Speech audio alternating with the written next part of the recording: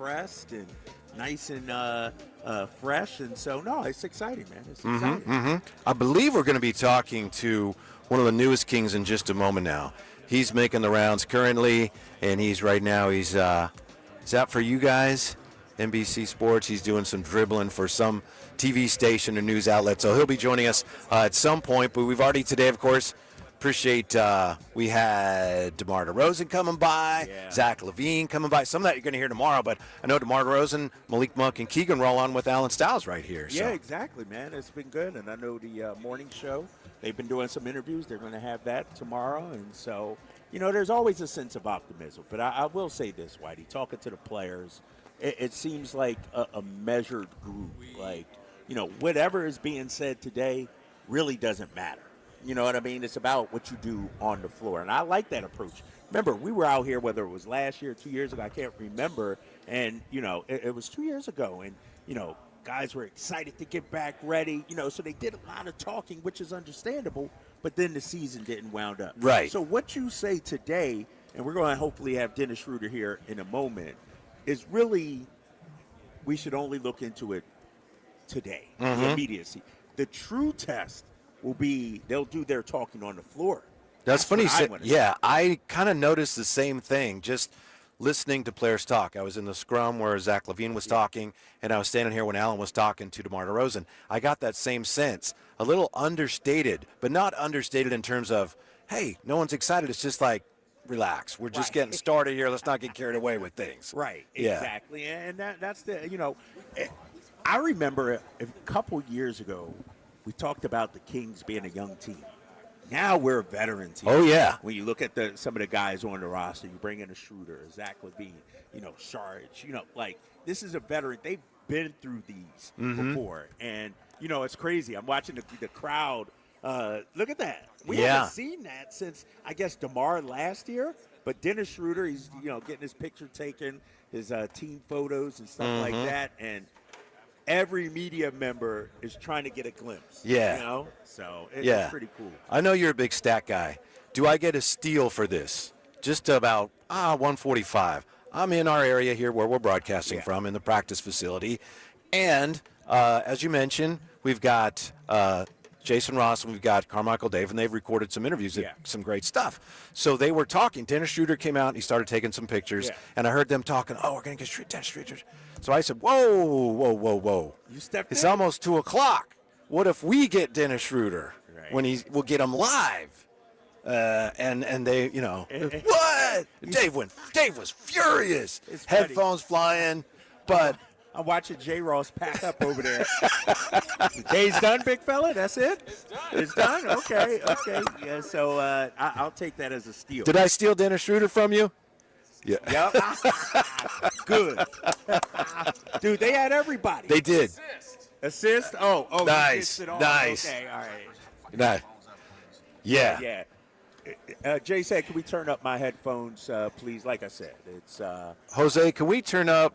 I'm not sure what the setup is. Yeah. Can we turn up Kyle a little bit? Yeah. I don't know who's set up on where here. Yeah. Word from the studio is. Yeah. We need. Anyway, thank you, Jose. No, that's nice work on your part, though. Thank you. We'll see. I mean, he hasn't come by yet, but he will. I'm doing what I can. What's funny is I just talked to him 5 minutes ago, and so now is that good, Jay? Jay, we good? 1, 2, 3. A little higher. Pump it up. Higher. I need my levels up. 4, 5, 6. You got me there, Jay. All right, now we're good. Thank you. Thank you. So it'll be interesting, man. It's I'll tell you one of the things he told me last season. His family was not over in the United States. Wife, kids. Think about it for him. Brooklyn, Golden State, Detroit, moving all around. It was a topsy-turvy season. Oh, yeah. Now the family's here. Now his best friend is here. Now his driver, chef, all that. Now he's here. They're here. So it's looks like he's about to go do the scrum of media right now. Dennis, we're only on till 4 today. Right. We just need you before. And then over here, we're next. After he talks to the media over there, we're next. So we're going to have a live interview with Dennis Schroeder. But no, so the thing I like about him, and when he comes on, you'll hear this, because it's my first time talking to him. I've never interviewed him or anything. This is a professional, a grown-up who is in the room, and I'm talking basketball-wise. This guy, and you'll hear it, Whitey. We'll ask him the questions, and you'll see exactly what I mean.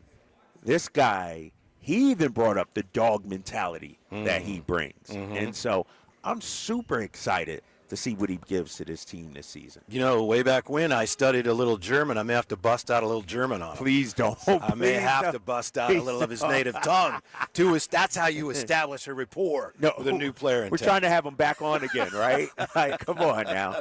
But, as you floated around, you've seen the vibes and everything like that. What's your thought, man, so far? Like, I haven't seen Nick Clifford or Devin Carter yet, those two young guys. But I look at this team, and I'm looking at some of the names: Schroeder, DeRozan, Levine, Sabonis. There is some talent in that building. The question is, and talking to Doug earlier, can you bring it together? Right. You got a lot of puzzle pieces, but can you get it to fit on the floor is the big question. The cool professionalism is what stands out to me the most. For example, it's easy to say. We know there are a lot of accomplished veterans here. But a short time ago, when DeMar was sitting where you're sitting, Alan asked him, hey, you guys don't pay attention to the player ratings, but we do because we talk about them. And do you think maybe this is a team that can surprise some of the experts? And DeMar kind of said, well, I don't. But it was like, that doesn't really matter to us. It doesn't matter. Yeah, right? they're not caught up in all of that. It really doesn't matter, because here's the thing. When it comes to stuff like that, use it as motivation. But ultimately, and you've always said this, the power rankings, the record is the power rankings. That's right. All that will sort itself out come, mid-April. That's when we take stock. All right, you can say, they got it wrong, but then you got to go and prove it. And so I think that's what DeMar probably was getting at. It's like, you know what? The Hollingers and all, that doesn't matter. What matters is what they do on the floor. And so I'm excited, man. And I think the other side of it, Drapes, full disclosure and all transparency, which I know Scott Perry's been talking about today, we don't know, and they're not sure what exactly the roster is going to look like. We know there's a couple things the Kings, according to reports, would like to do. We don't know if they'll be able to do any of that. But I think there's also on the part of the players are a little bit of, we're going to see, how things look in another week or so. We're just not sure yet. Alan Stiles. Look at this guy, man. Dude, the new dad is man. back. I know. Go home, man. Go home. Go change a diaper or two. But Scott did say the roster is set. Okay. He did say that. And we'll find out come Wednesday, right? We got October 1st, that deadline with Jonathan Kuminga, and, the Warriors made some signings, which sort of ties up some cap space for them. So it'll be interesting. But we're about 48 hours away from knowing one way or the other. Yeah. And so to your point, I will say this. Did you hear Malik at all today? I did not. I heard about Malik, but I didn't actually hear it. I got a chance to talk to Malik, did an interview with him. He met with the media as well. He seems to be in the right mindset, the right mind frame. Talked about buying a house, buying some land here. This is where he wants to be, part of the community. Embracing his role, whatever it may be. He admitted to me when he first, was approached about his role, he didn't take it the right way. And he said as time went on, he started to see. And so he's coming into camp, I think, with the right mindset, which is great to see. Yeah. Did you happen to hear what he told Alan Stiles about the trade rumors? No, and Alan kind of opened the door, and Malik walked through there, and he said, it was mentioned to me. He said, Scott mentioned to me around the time of the, when free agency began. He told me that my name might be mentioned in some trade talks. And he said, that's the only GM I've ever had who did that. So ooh, that's impressive. That. Yeah. Up front with him. Yes, didn't say, nope, we're not trading. He said, your name's going to be out there. Right. And they didn't have to ask him, right. Like, Scott, what's going on? Scott came to him and explained. Well, that's how you build that trust, right? And, we'll see how it all winds up, but that's the proper way to do things, And so if something does happen, you would think there wouldn't be any stories. Oh, Malik was blindsided, or Right. they never told me this, or sort of like DeMar DeRozan in Toronto with Masai Ujiri. Masai told him, we're not going to trade you. Right. And then dealt him, and you break that trust in that regard. So I like the way Scott Perry's handling this situation. Can you believe we're starting again? Media Day is here, and I know for you it's the beginning of a lot of work, but man, the summer flew by. It did. And I'm kind of ready, man. I'm like, because it's been the summer of Kuminga. You know, it's been all about speculation and everything. Dude, we got a game next week. There's a preseason game a week from Wednesday at home. Crowd will be rocking. And so we're going to actually have something of substance. Practice starts tomorrow. They're going to do 2-a-days tomorrow. And so it's here. I will say this, though, before we, move on. I was thinking, damn, it's a good thing it's media day today. Like, the 49ers are the luckiest team in this. Like, because today we would be talking about that Niners. I don't even know what you're talking about. That loss. Yeah. But because it's media day, we might not have time for it. Trust me, we got time this week to talk Niners. Today it's about.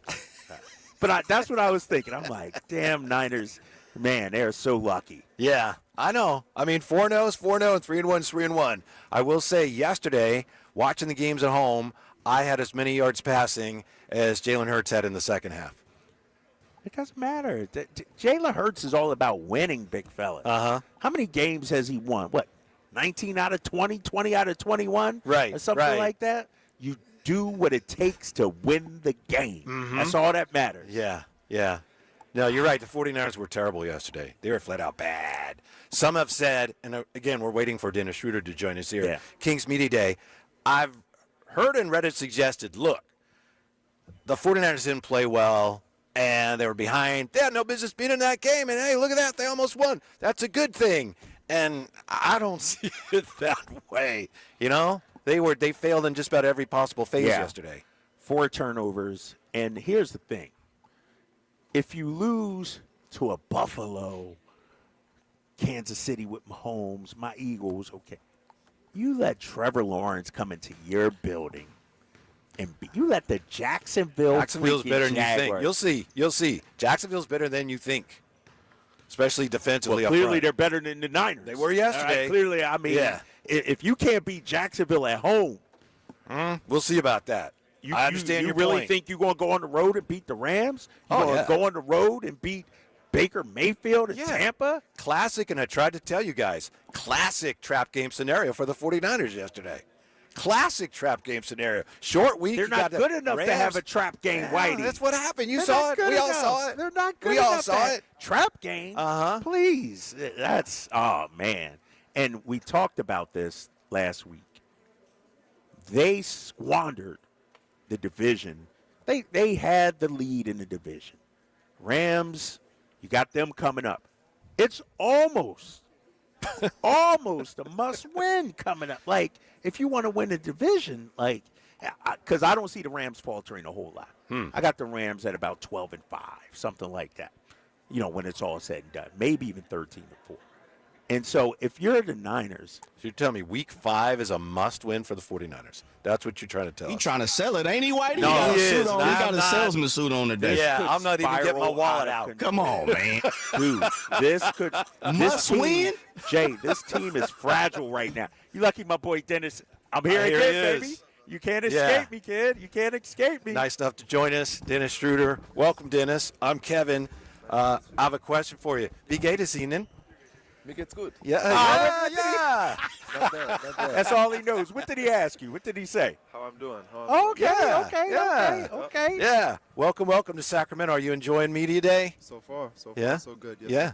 sir. Let me just move this up. Yeah. Right. So we can. Yeah. Now, All good. Dennis, Thank this is you. my radio co-host. This is my partner. Yeah. Let's see if he's a true point guard, because he should set you up by saying there was one guy in this city that said from day one Dennis Schroeder should come to Sacramento. He's our answer. That Go was ahead. him. That was him. That Remember, was I your told guy. you that, right? Yeah, I told you that's that. absolutely man. true. Yeah, and I will tell you, for what it's worth, the day you were drafted, watching the draft on TV, when you were drafted and they showed your video, I don't know why, but I was like, That's the first I'd seen you right then, Drapes. I was like, Yes. ooh. Yes. Yeah, so we're very excited that you're here. Yeah. How do you see yourself fitting in here to a veteran team as a point guard? And by the way, congratulations on your excellent summer you just had. Thank you. Yeah. I think I fit in really well. I said we got great veterans, great talented guys, great group of guys who want to win. You want to win, want to go to the playoffs or been in the playoffs. And I just want to bring my part every single day to be competitive, picking up 94 feet, putting my teammates in position. And, I'm looking forward to that. Dennis, you've played with a number of big-name players. You ran the show. You got Zach on one side.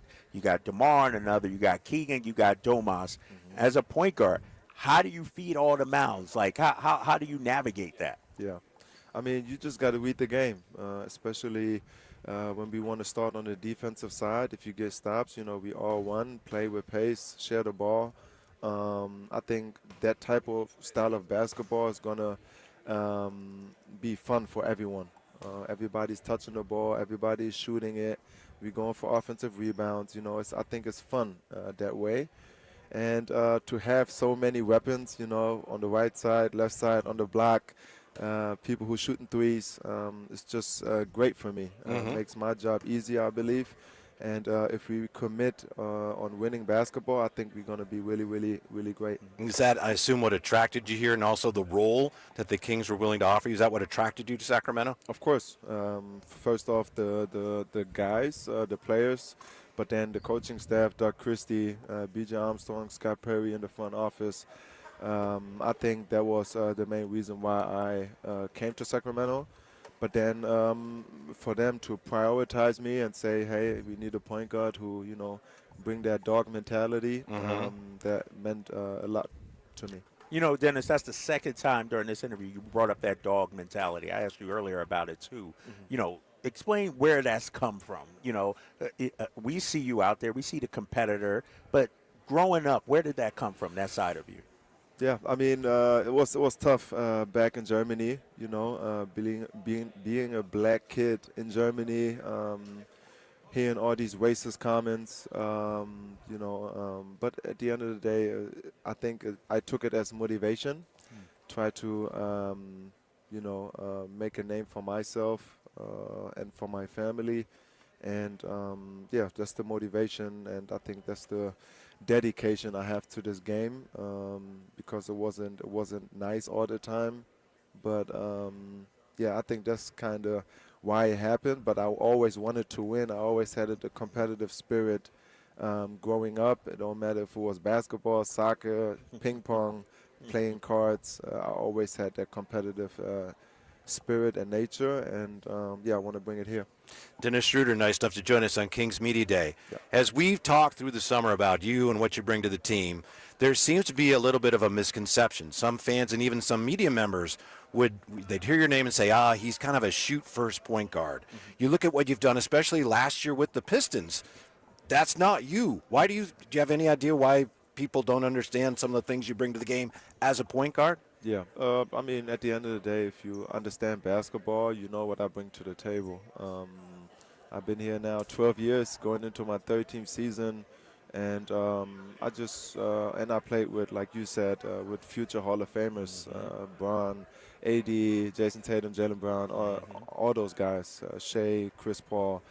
So I always find my way, and I always try to impact winning and do what is necessary for the team to win. And it don't matter if it's one game I have to shoot 10 shots, and the next game I have to shoot 2 shots. Whatever the game is needed to win a basketball game, that's what I'm going to bring. And that's been my whole life, my whole career. And, for the people who don't understand, I can't. Yes. change. Well, it's interesting because, he said whether I take 10 shots, if he was a shoot-first point guard, he would say whether I take 10 shots or 20 shots. Of course. He went the other way. Of course. 10 or 2. And so that's why I think it's a great fit here. You're coming off a great summer. at Eurobasket, and we look at some of the names in that tournament. Can you just describe the level of competition? And for you to be MVP, what does that mean to you? Uh, Big competition. European Championship, I think, is harder than even the World Cup, because I think European Championship, you got a lot of people who play in EuroLeague back home in Europe, and every team knows how to play, and it's highly competitive. People, scout you. They know exactly what you want to do, so they try to take it away as best as possible. And to be MVP, I think I got to give it to the whole team, how we came together, how we played. It was just special, a special summer, and it's always great to play with those guys. Dennis, I wanted to ask you about the defensive end, and you brought it up, but one of the things that really held this team back last year, they weren't very consistent defensively. You're the point of attack on offense. Are you also the point of attack on defense? What can you add to this team defensively? I think it starts with the point guard, defensively and offensively. So defensively, I want to pick up 94 feet. I want to, when I see someone not picking up, I want them to, I want to bring him with me and try to create that, dog mentality, making sure that we start on the defensive end. Hund. Yeah. Oh, this guy, he's on fire there. Okay. You got a few words.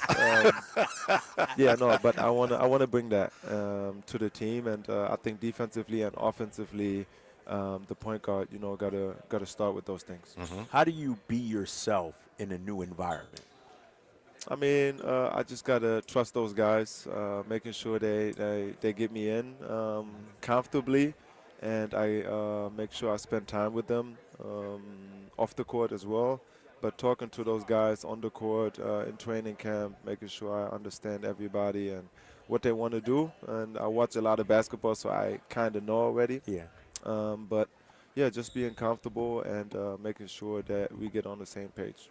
Can I ask you, you obviously have played a long time. The Kings have a number of rookies here, and maybe this is none of our business, but what would you share with the young players just coming into the league that you've learned being in the league as long as you have? Yeah, first off, make sure you're a professional.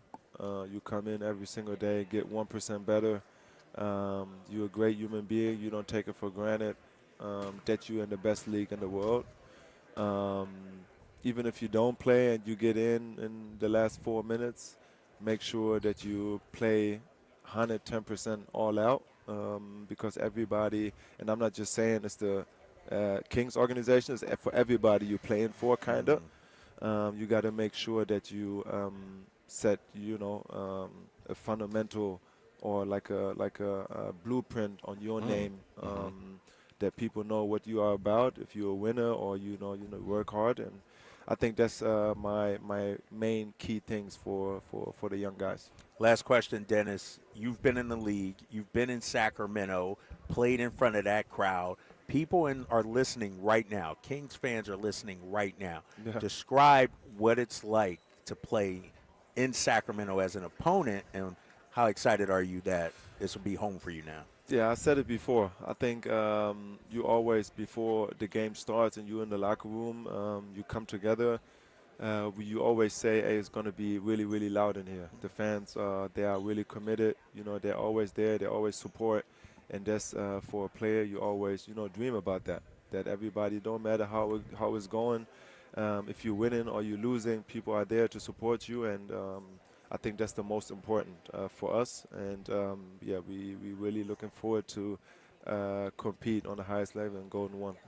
Herr Schröder, danke schön. Oh, my God. This is blowing my mind, man. This is killing me. Appreciate you, baby. Yes, sir. Thank you very much. Appreciate it. Very nice to meet you. Yeah. Our guy right there. Yeah, see, I didn't embarrass you too much. Dude, you got any more, or any more after that? You gotta save a little tell me, something. Where the hell did you get that I from? studied German when I was like in 4th grade or something. Really? Yeah. They had us studying German. I don't know why. You thought that might be the language of the future or Maybe something like so. that? Or? Maybe so. Oh, yeah, we just talked to Dennis Schröder. We got a lot more fun to come here from Kings Media Day. Drive Guys will be right back. Sacktown Sports. The Carmichael Dave Show with Jason Ross. All she has yet to lose since she's gone there. I'm not saying anything. Broke into the top 25 this week. UCLA having a rough year. Maybe this year. Come on over to the. All right, Jason laughs. Hopefully he'll be back for 3 for. Oh my God! He's got the double hand wave. You can listen to the Carmichael Dave Show with Jason Ross Monday through Friday from 6 a.m. to 10 a.m. on 1140 a.m. YouTube or the Sacktown Sports app. It's Laramie the Golden Retriever with Vince Bloom the big guy. The weather's getting cooler, but at Folsom Lake Dodge Chrysler Jeep Ram, the deals are hotter than ever. How do you mean, Vince? It's the Drive Into Fall event, and prices are falling like leaves on every Dodge, Chrysler, Jeep, and Ram in stock. Listen. During the Drive Into Fall event at Folsom Lake Dodge, save over $6,500 net savings off MSRP on a new 2025 Jeep Wrangler 2-door Sport. That's over 17% off. And I've got 5 at this hot deal. Or rustle up over $10,000 off a new 2025 Jeep Grand Cherokee Limited.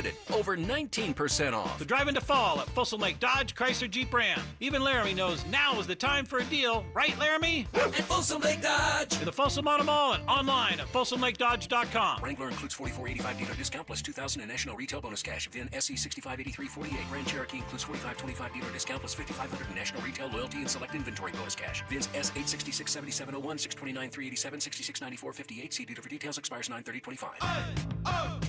Let's go. You're still glowing, flirting, grooving. You still got it. But your immune system weakens as you age, making it harder to fight flu, pneumococcal pneumonia, RSV, and COVID-19. Vaccines are a key part of any health routine and help strengthen your immune response. Ask your doctor or pharmacist which vaccines you need. Schedule in minutes at vaxassist.com. Sponsored by Pfizer. Finding great candidates to hire can be like, well, trying to find a needle in a haystack, but not with ZipRecruiter. Its powerful technology actively finds and invites qualified candidates to apply to your job. So while other companies might deliver a lot of hay, ZipRecruiter finds you the needle in the haystack. See why 4 out of 5 employers who post a job on ZipRecruiter get a quality candidate within the first day. Try ZipRecruiter for free at ZipRecruiter.com/free. That's ZipRecruiter.com/free. It's championship night at Stockton 99 Speedway. Saturday, October 11th. Pro late models, mini stocks, legends, pure stocks, and mini modifieds in an all-out war for the crown. Kids 10 and under are always free. Grab your crew and hit Stockton99.com for tickets and info. Then be there when the dust settles and legends are made. Listen to the 49ers Red Zone Report daily, brought to you by Mountain Mike's Pizza, the official pizza of the 49ers. Mountain Mike's Pizza, pizza the way it ought to be.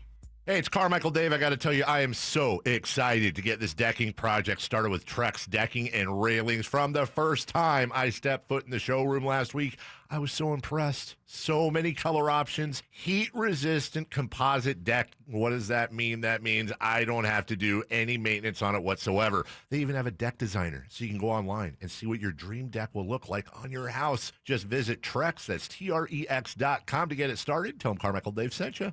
Hi, Sacramento. It's the No Surprise guys at Bell Brothers. AC acting up? Call Bell Brothers. Need a new system? Get $2,500 off, 0% financing and no payments for 12 months and approved credit. Just need a tune-up? Get an $87 AC maintenance with same-day appointments. We're on time, quote up front, and fix it right. No surprises. Call Bell Brothers or book at thenosurpriseguys.com.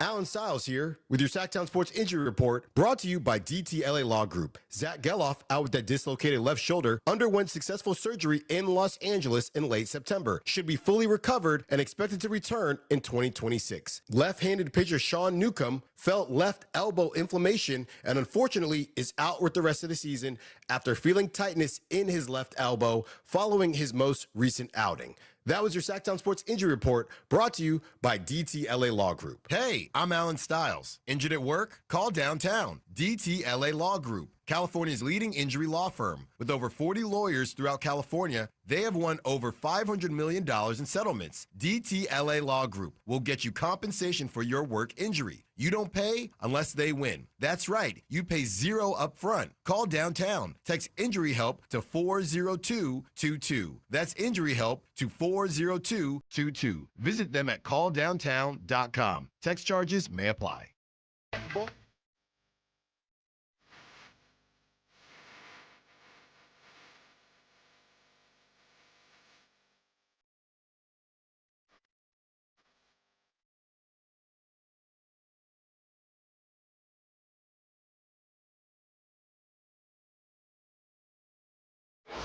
There's no better duo. Nope. Never. It's the Drive Guys. Right here on Sacktown Sports. Coming to you from Media Day. You may have heard our next guest earlier today. Not really a guest. He works here. Drapes, I don't know if you heard High Flyer. He was on with Alan Stiles. And he was talking about his 44-inch vert back in the day. What? You got up like that, huh, kid? Oh yeah, for sure. 44. And then you told the young one to go check YouTube? Yeah. Yeah. Of your clips? Yeah, he said. Let me look this up. I'm gonna look you up right now. I mean, he questioned the brother's vertical. I'm like, have you lost your mind? Alan, of all people, shouldn't be questioning anybody's vertical. Right, Come on, you, all right? you know he's vertically in All right, right. You've been coming to a lot of these media days. What, if anything, stands out to you so far today, Henry? You know, typical media day, man. I mean, I've always said this. If you're Sabonis, you're DeMar, you're Zach, you'd probably like, man, hurry up, let's get this over with. Yes, yes. You know, but if you're a new guy coming into the organization and some of the rookies, you're loving all this because you haven't been through this before. You know, you're like, whoa, you know, you got all the cameras, you got everybody asking you questions, you're having fun, you're doing all type of crazy stuff, so you're into it. Mm-hmm, mm-hmm. One of the things that stands out to me compared to the last couple of years, you find it, Drapes? Yeah, I'm looking at him. Put it where. Oh, you had the baseline jumper, too? Oh, yeah. You're just killing him out there. Threes. Okay. The whole thing, man. This is crazy. Your boy had I'm watching you, baby. I'm watching you. But, you know, the last couple of years, expectations were real high. And today, it's like the players themselves are just kind of like not getting caught up in any of that at all. You know, social media just didn't wreck a whole lot. Yeah. You know, it's just so much out there, so many things. You know, me and Styles went over the ratings from Vegas, and then we went over the top 100, and it's, you know, all of that. It gets oversaturated after a while, so the players kind of get numb to it. Yeah, yeah. High Flyer, you know, when I look at some of the names that I mentioned that's walking around, I look at Schroeder, DeRozan, Levine. So there's talent. Mm-hmm. And everybody talks about, well, it doesn't fit. Can the players or coaches do anything to get it, to make sure it fits? Oh, for sure. They have to. That's Right. their jobs. Right. You know, we talked to Scott Perry, and that was one of the words that Scott Perry really was emphatic about was the buy-in. And he said everybody from him to the coaches all the way down to the players, training staff, everybody has to buy in. And that's when you have a good collective team. When everybody buys in and come for the greater good, you look at a basketball team and say, man, you know, nobody on this team is great. No, they're not. But they're all in. Everybody is on the same string. They have one accord. That makes them a good basketball team. Mm-hmm. I know you and I have talked a lot. We've all talked about this for a long time. Boy, the Kings, if they're going to ever get more traction, it needs to start at the defensive end. How much can Dennis Schroeder help at that end, being he was just talking to us about picking up 94 feet, and being the defensive point of attack. Once again, everybody has to be on a string. It's not just Schroeder. I understand what he's saying. He's a point guard. He's supposed to be the leader. He's supposed to be the extension of the coach. Yeah. So on the basketball floor, you would think that it starts with him, but everybody got to be on the same string. You know, you got to be really hands-on as a point guard, but I tell you what, your two guard got to be able to bag you up. Your three is bagging up two. 4 bagging up a 3, and 5 is holding it down for everybody. Everybody has to bring their defensive game up because this basketball team, man, we've talked about it years and years before, but collectively, bro, it has to be done collectively. We don't have that one guy that's going to carry this basketball team. Everybody got to do their job. You know, Vegas got them at 30-something. 34 and a half or something. 34 and a half? I think that's what it is. That's what they were saying today. That's disrespectful, bro. And you look at it, you had to be almost above 500 to even talk about getting in last year. Yeah. So at 30-something, that's disrespectful. But at the end of the day, you're going to need guys to play their games. You know, because think about it. Dennis is going to be Dennis. You know, Zach going to be Zach. DeMar going to be DeMar. Sabonis going to be Sabonis. You need the others. You need the others. Keegan is going to have to take that next step. Keon is going to have to come in and do, you know, just a little bit better than what he did. Malik Monk is going to have to be Malik Monk-ish the whole year. You're going to need IJ to pick it up. You're going to need those guys to pick it up to where Vegas is going to start saying, okay, well, They're not in the 30s now. They're going to be in the high 40s. High 40s is where this team is going to have to be. Wow. That'd And be nice. I looked at it, High Flyer. The 8th seed, the team with the 8th base, I think had 48 wins last year. Yeah. Think about that. Yeah. Like, you got to, like, the West is no joke. Bro. It's a bear out there. I mean, and think about it. 30s, that's not going to get it. That is not, you could say 39, and that's still not going to get it. Right. You have to be in the high 40s to even think about, okay, well, can we slide in here or can we make a Herculean effort? So maybe I'm crazy. And people look at me crazy all the time. I'm used to it, though. But I said this team won 40 games last year. Mm-hmm. And DeMar DeRozan called it a blank show. Everybody you talk about the dysfunction of last season, but they still won 40 games. Mm-hmm. How much does a stable offseason, stable front office, coaching staff intact, how many wins can that give them? Because I think they'll go over 40. They're going to have to. They're really going to have to. And KD, it's sad to say, but, in the big media scrum, Sacramento gets the low end of the stick. I mean, Sure. I honestly think that they give us the bare minimum for what this team is. So, the West is tough, but the West is going to be tough for everybody. There's no gimme games for nobody in the West. Mm-hmm. Right. So it's all about, and especially, I always say this, especially those first 20 games, because, teams give away games the first 20 games. Yeah. Certain guys ain't playing. This guy ain't in shape. So if you could be a basketball team, and, and we talk with Scott about this also, be a basketball team that comes in from the start, in shape, running, playing together, you can steal 5, 6, 7 games.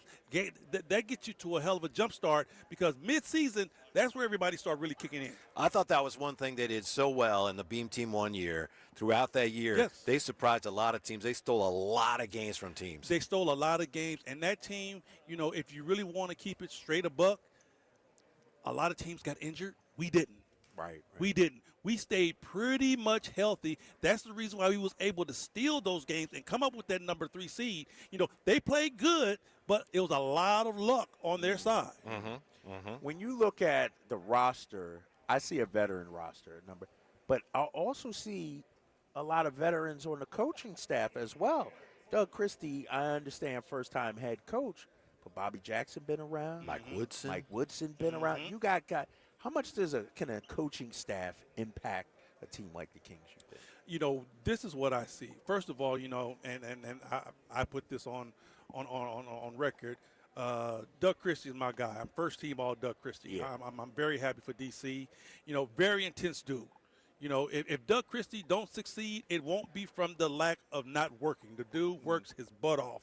So, with that being said, he's a new coach, but I love how they brought in Mike Woodson. Mike Woodson has been there, done that coach. Mm-hmm. He's coached some good basketball teams. He's coached some great players. So to have a guy like Mike Woodson to lean on, and then, you got B-Jack. B-Jack was down there in Philly. B-Jack went out, and, he got his tutelage. Yep. He's been able to see a lot of things. Mike Mitchell was another coach. Mm-hmm. Mike Mitchell has seen a lot that's going on. And with all these guys collectively coming together, and once again, I'm going to keep saying it because the man said it, get all these guys to buy in and come together as one. I think something special can happen, but it's all on them. Right. They have to make this happen. Mm-hmm. Yeah, it's not media day till we get to talk to the High Flyer. High Flyer. Yeah. Yes, sir. Thanks, Appreciate Henry. you, Good man. to talk with you. We're back with more. We expect to talk to Neat Clifford at some point. Yes. Maybe Devin Carter, too, as we roll on here from Kings Media Day. Drive Guys on Sacktown Sports. Live and local. With everything 49ers. Intercepted by Fred Warner. Dives for the end zone. Touchdown! San Francisco! Bob George went up and caught The the ball. Touchdown! 49ers play on Sacktown Sports 1140. At Fisher Investments, we may seem like other money managers, but we're different. What makes you so different than the rest of us? We ensure clients receive unparalleled service at every step of the relationship. Tell me more. Our investment counselors focus on service over sales, prioritizing clients' needs. How do you make money? We don't sell any commission-based products. We have a simple management fee based on the value of our client's portfolio. So we do better when our clients do better. What about client portfolios?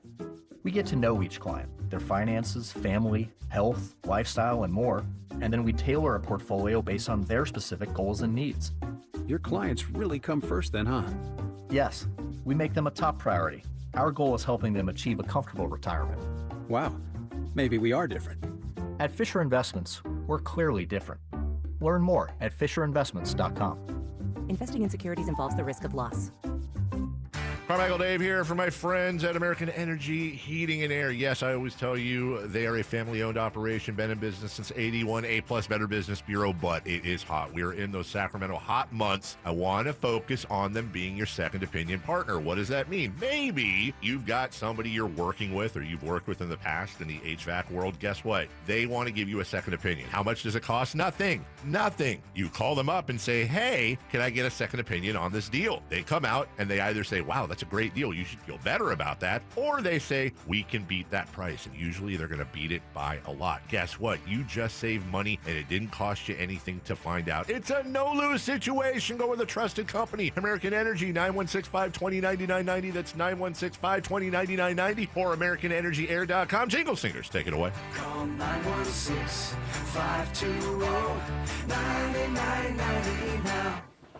When I was a kid, I remember my dad, a lineman, leaving in the middle of the night. Families were depending on him to get their power back on to keep them safe and warm. Watching him taught me that this work isn't just about wires and circuits. It's about people and the trust they place in us when the lights go out. That's why I started Maverick Electric Heating and Air, to carry on that same promise of showing up, doing it right, and protecting families when they need us most.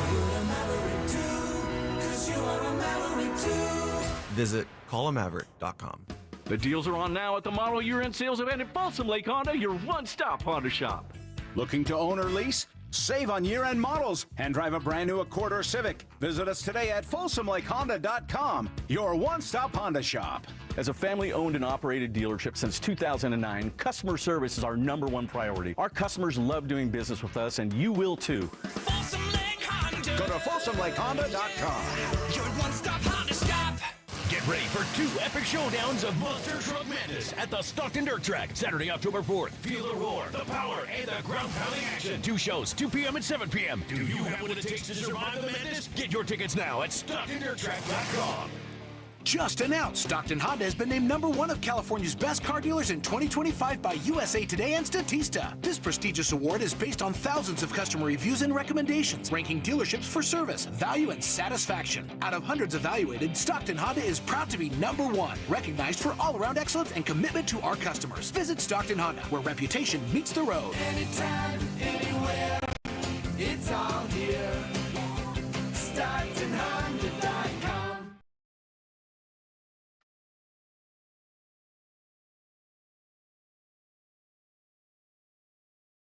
Your afternoon home for Kings Talk and so much more. The Drive Guys on Sacktown Sports. Always a big day in Sacramento. Media Day at the arena here in the practice facility. We're hoping to talk to some Kings here before we take you to Monday Night Football. Still got some pretty good guests available to us. If we do talk to Maxime Renault, you know, Drapes, I don't really know that much French. I can't go into the French as much as I went into the German. What? I was in a shooter. I'll do what I can. Whoa, a world traveler like yourself? You know? Didn't you go to Paris? Not that That long was ago? last year. That was last year, big fella. Yeah. And it was tough.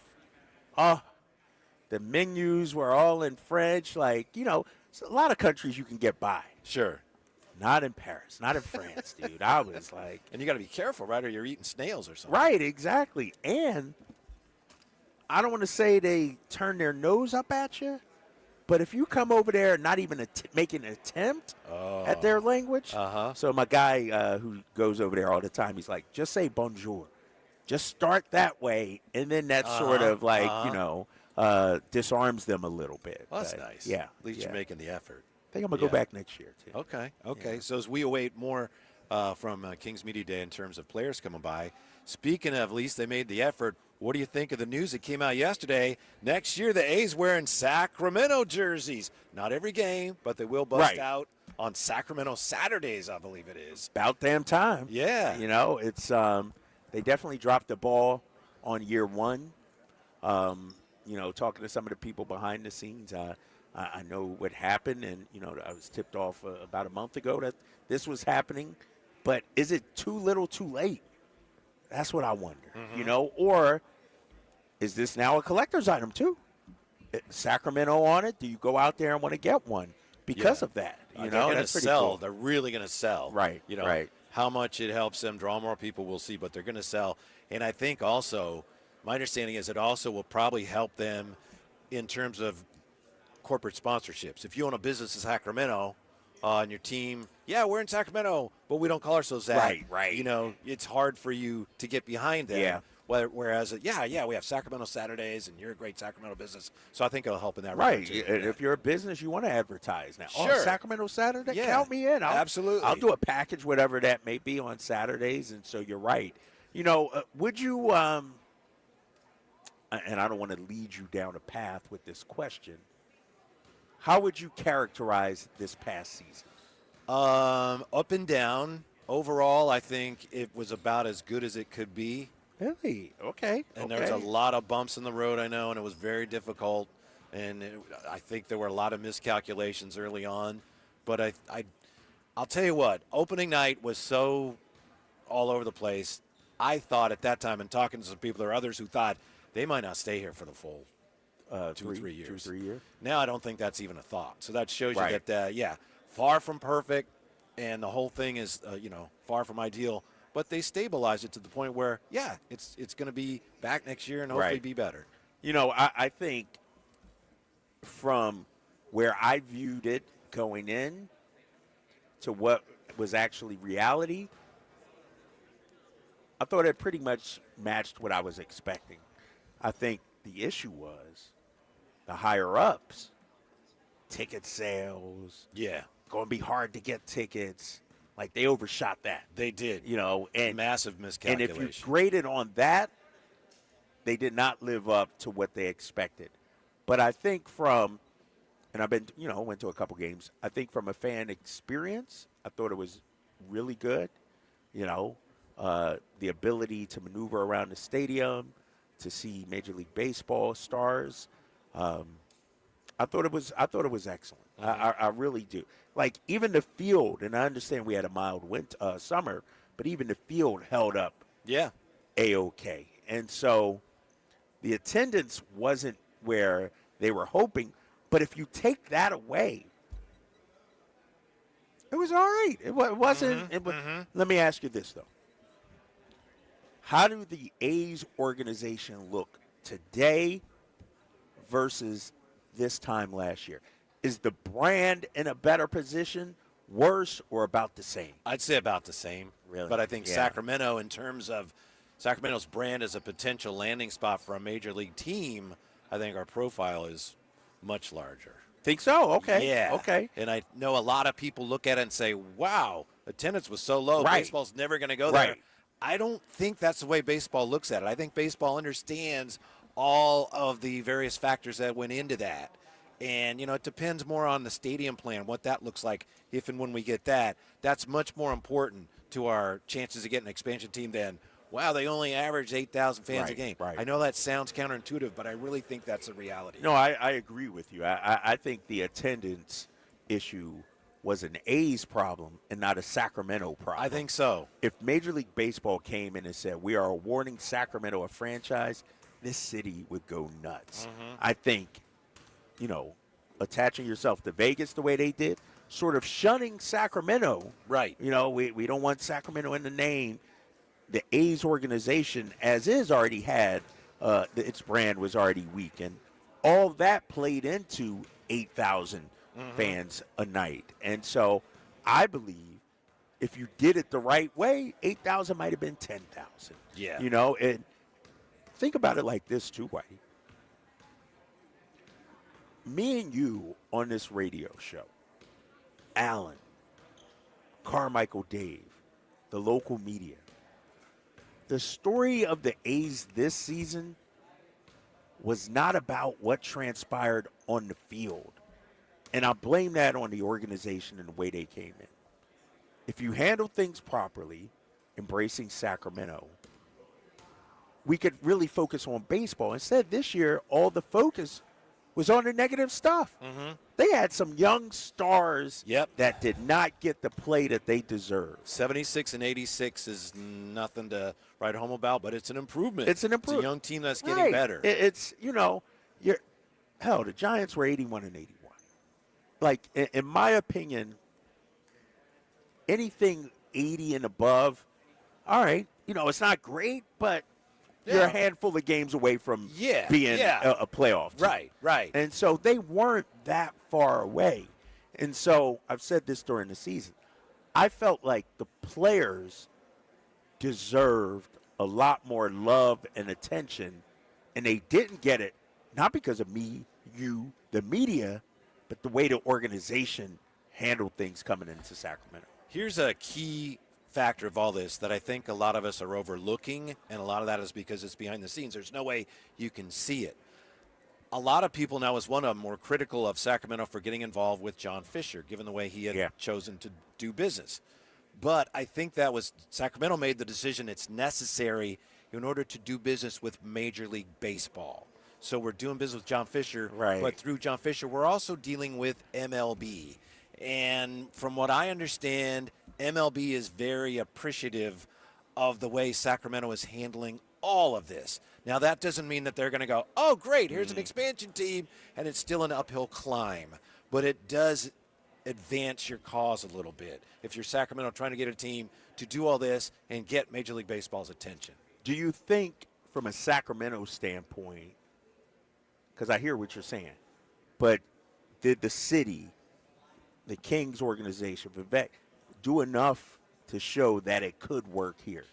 I think that they showed, it's too early to say for sure, but I think they have baseball's attention. But it's all, like I said, that's great, but do you have a stadium plan? Well, not yet. Working on it. That's going to be huge. How's it funded? All that. Right. Where's it going to be? And we should know that, hopefully within a year we'll have something on that. Yeah, and I think, though, in today's sports landscape, when it comes to ownership, expansion, it's not even always about the stadium or the financing. It's about, can this grow into something bigger? And so let's say you're talking about building the stadium in Sacramento. Let's say we get that financing. Do you want to go West Sac? Do you want to go Natomas? You want to go Rail Yards, or you want to go Elk Grove? You just pick one. We'll just go with I'm going to say Natomas. Okay, all right. It's not just about, we can build a stadium here. Well, what's around that stadium? Mm-hmm. What's the infrastructure around there? And so I think that's a lot of money. We're going to, it's an uphill battle. Let's call it what it is. Just because that financing and the amount it's going to cost, it's not you can't just build a stadium in the middle of nowhere. Right. And not in today's sports. It's all about the stadium, it becoming a destination. Right. All of that. That's what Josh Wood's doing in Cordova, right? Right. Rancho Cordova. Trying to and I do know in that. some corners, some people took shots. Right. Some people took shots. Whatever. But that's the plan, is you don't just build the arena, you build everything around the arena. And you need major investors to do that. But that's how it's done now. Yeah. There's nothing there where the stadium is. Oh, we'll put everything else there around the stadium. Yeah. Do you think, because I'm looking at it from the Major League Baseball side of things, I think we could compete with the likes of Portland, let's say. Salt Lake City's the one that scares me. Salt Lake City. I'm with you. And they got a billionaire who's got deep pockets out there in Ryan Smith. And brought the Coyotes, the hockey team, snatched them up, brought them here, brought them to Salt Lake. And the only issue, though, with Salt Lake, we got gorgeous weather year-round. Mm-hmm.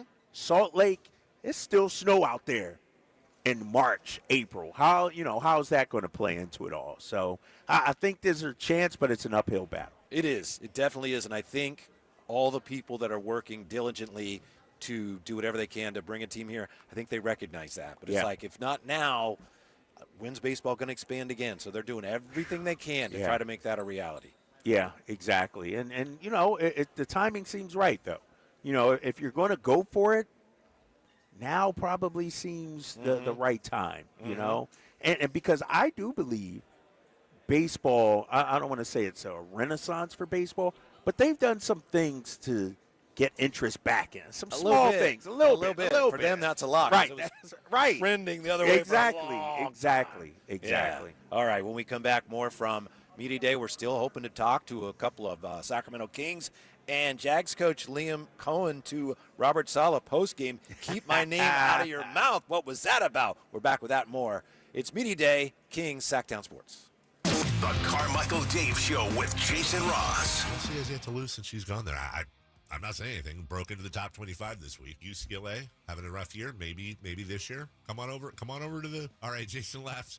Hopefully he'll be back for 3 for. Oh my God! He's got the double hand wave. You can listen to the Carmichael Dave Show with Jason Ross Monday through Friday from 6 a.m. to 10 a.m. on 1140 a.m. YouTube or the Sacktown Sports app. This is the story of the one. As a safety manager at a manufacturing plant, he does everything he can to keep his coworkers safe. From finding ways to reduce risks to keeping safety supplies in stock. And for that, he relies on Grainger. Grainger offers a broad range of quality products and next-day delivery, so he can always play it safe. Call 1-800-GRAINGER, click Grainger.com, or just stop by. Grainger, for the ones who get it done.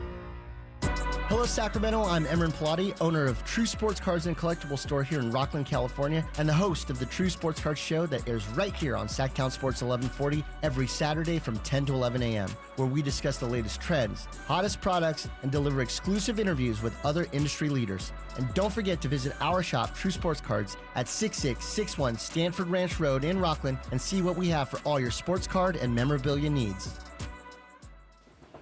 When I was a kid, I remember my dad, a lineman, leaving in the middle of the night. Families were depending on him to get their power back on to keep them safe and warm. Watching him taught me that this work isn't just about wires and circuits. It's about people and the trust they place in us when the lights go out. That's why I started Maverick Electric Heating and Air, to carry on that same promise of showing up, doing it right, and protecting families when they need us most. Visit callamaverick.com. There's no better way to experience the beauty of Northern California than in a brand new Jeep. And people are coming from all over for the Drive in a Fall event at Sacramento Chrysler Dodge Jeep Ram because they've got the best prices in town, the biggest selection, and unmatched customer service. And right now, 0% financing. 0% APR financing for 60 months on Jeep Grand Cherokee 3-row. Centrally located right across from Hagen Oaks Golf Course. And online at SacSuperstore.com. Sacramento Chrysler Dodge Jeep Ram. It's the place where a handshake still means something. Financing and approved credit. Grand Cherokee 1401 per $1,000 to borrow. Only one radio program captures the excitement of hunting and fishing as it happens. The award-winning California Sportsman with Sep Hendrickson. Only California Sportsman takes you where the action is. Live on the water, live in the blind, and live with the top pros and experts in outdoor sports. California Sportsman with Fishing Hall of Famer Sep Hendrickson is your premier destination for all things outdoors. Sep's Saturday Morning Outdoors. Ultimate Bass and California Sportsman, 5 a.m. to 8 a.m. Saturdays on Sacktown Sports 1140. KHD1 Sacramento, KYMX HD3 Sacramento. From the Power Business Technology Toshiba Studios. Sacktown Sports 1140.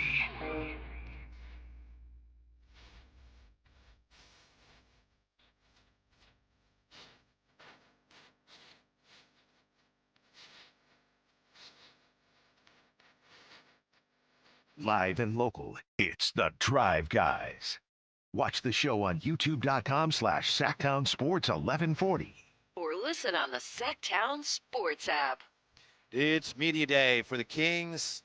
Kyle Draper, Kevin Gleason coming to you from the practice facility here. We already talked to Dennis Schroeder, and we're hoping to talk to a few more Kings before we take you to Monday Night Football. So Maxime Reynaud has been roaming around. So Drapes, I'm trying to figure out how to say how are you in French. There's, comment allez-vous? Comment que va? I don't really speak French. I don't do it, big fella. Don't do it. Que va? Ça va. Do it. Don't do it. What is it, Jay? Ça va. Ça va. Ça va. Comment ça va? Okay. Comment allez-vous? Ça va? Or just ça va? is a very informal way of asking, how are you? Ça va? Don't do it, man. Don't do it. Well, I thought maybe you would. Maybe you'd want to try. Nah, you understand, man. I'm secure in mine, big fella. I don't have to get out of my lane. My box is right here. The Drapes box is I'm right trying there. to I don't have expand to. and, No. you know, these international players, I want them to feel welcome here. No, dude, there's a reason why I call everybody big fella. That's universal. That's French, German, whatever. What's up, big fella? And then, my guy. Yeah. That's universal. You know what I mean? And if I say that to you, that means, you know what? Drapes is cool with me. And so I don't have to do anything else. With you, it's assumed that somebody is your guy. Everybody's your guy. It's if someone's not your guy, then it's like, oh. Yeah. 'Cause That's true. everybody, for the most part, is your guy. You need a Gleasonism, like some sort of salutation, some sort of introduction. Oh, there's Max.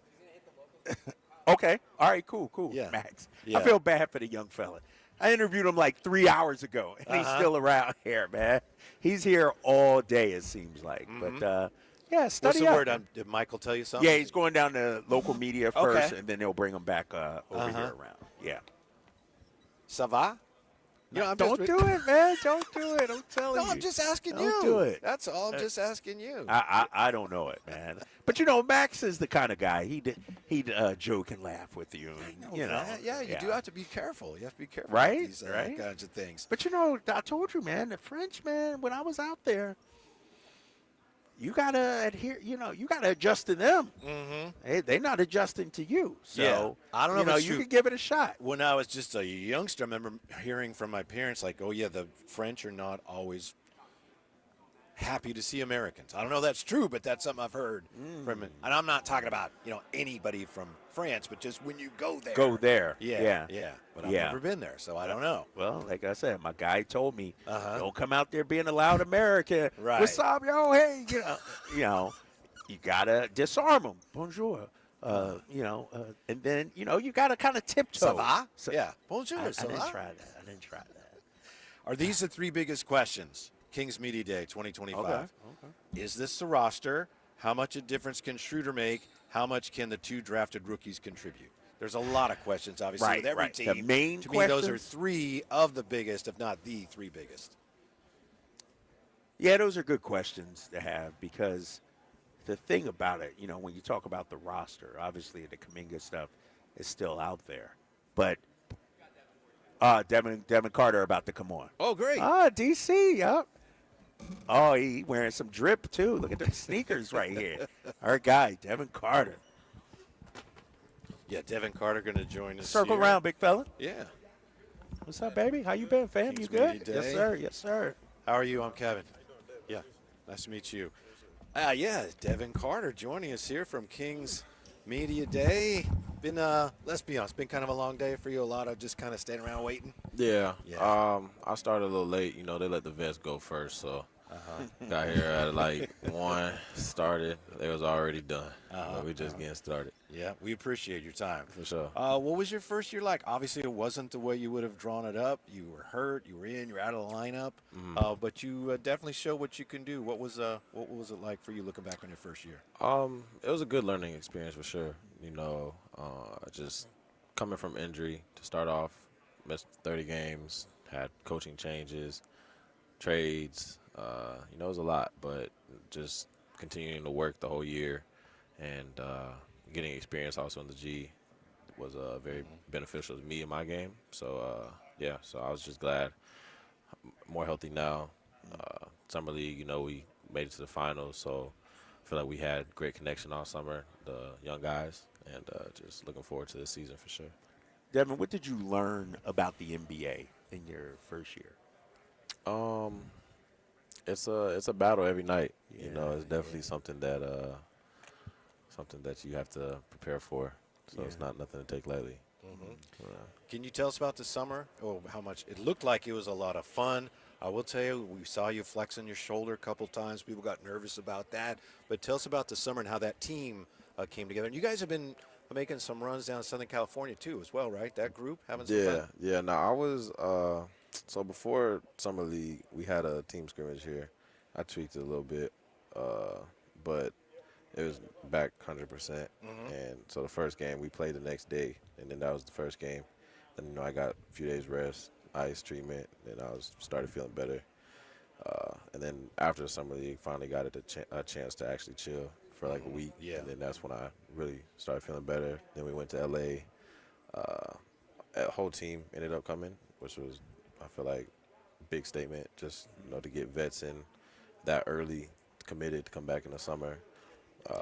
When they could be in anywhere they want to be. Anywhere in the world, yeah. But it's definitely means a lot. So. When you look at, the makeup of the roster, Devin, a lot of times you hear in the NBA, guys have to figure out a way to get onto the court, to contribute.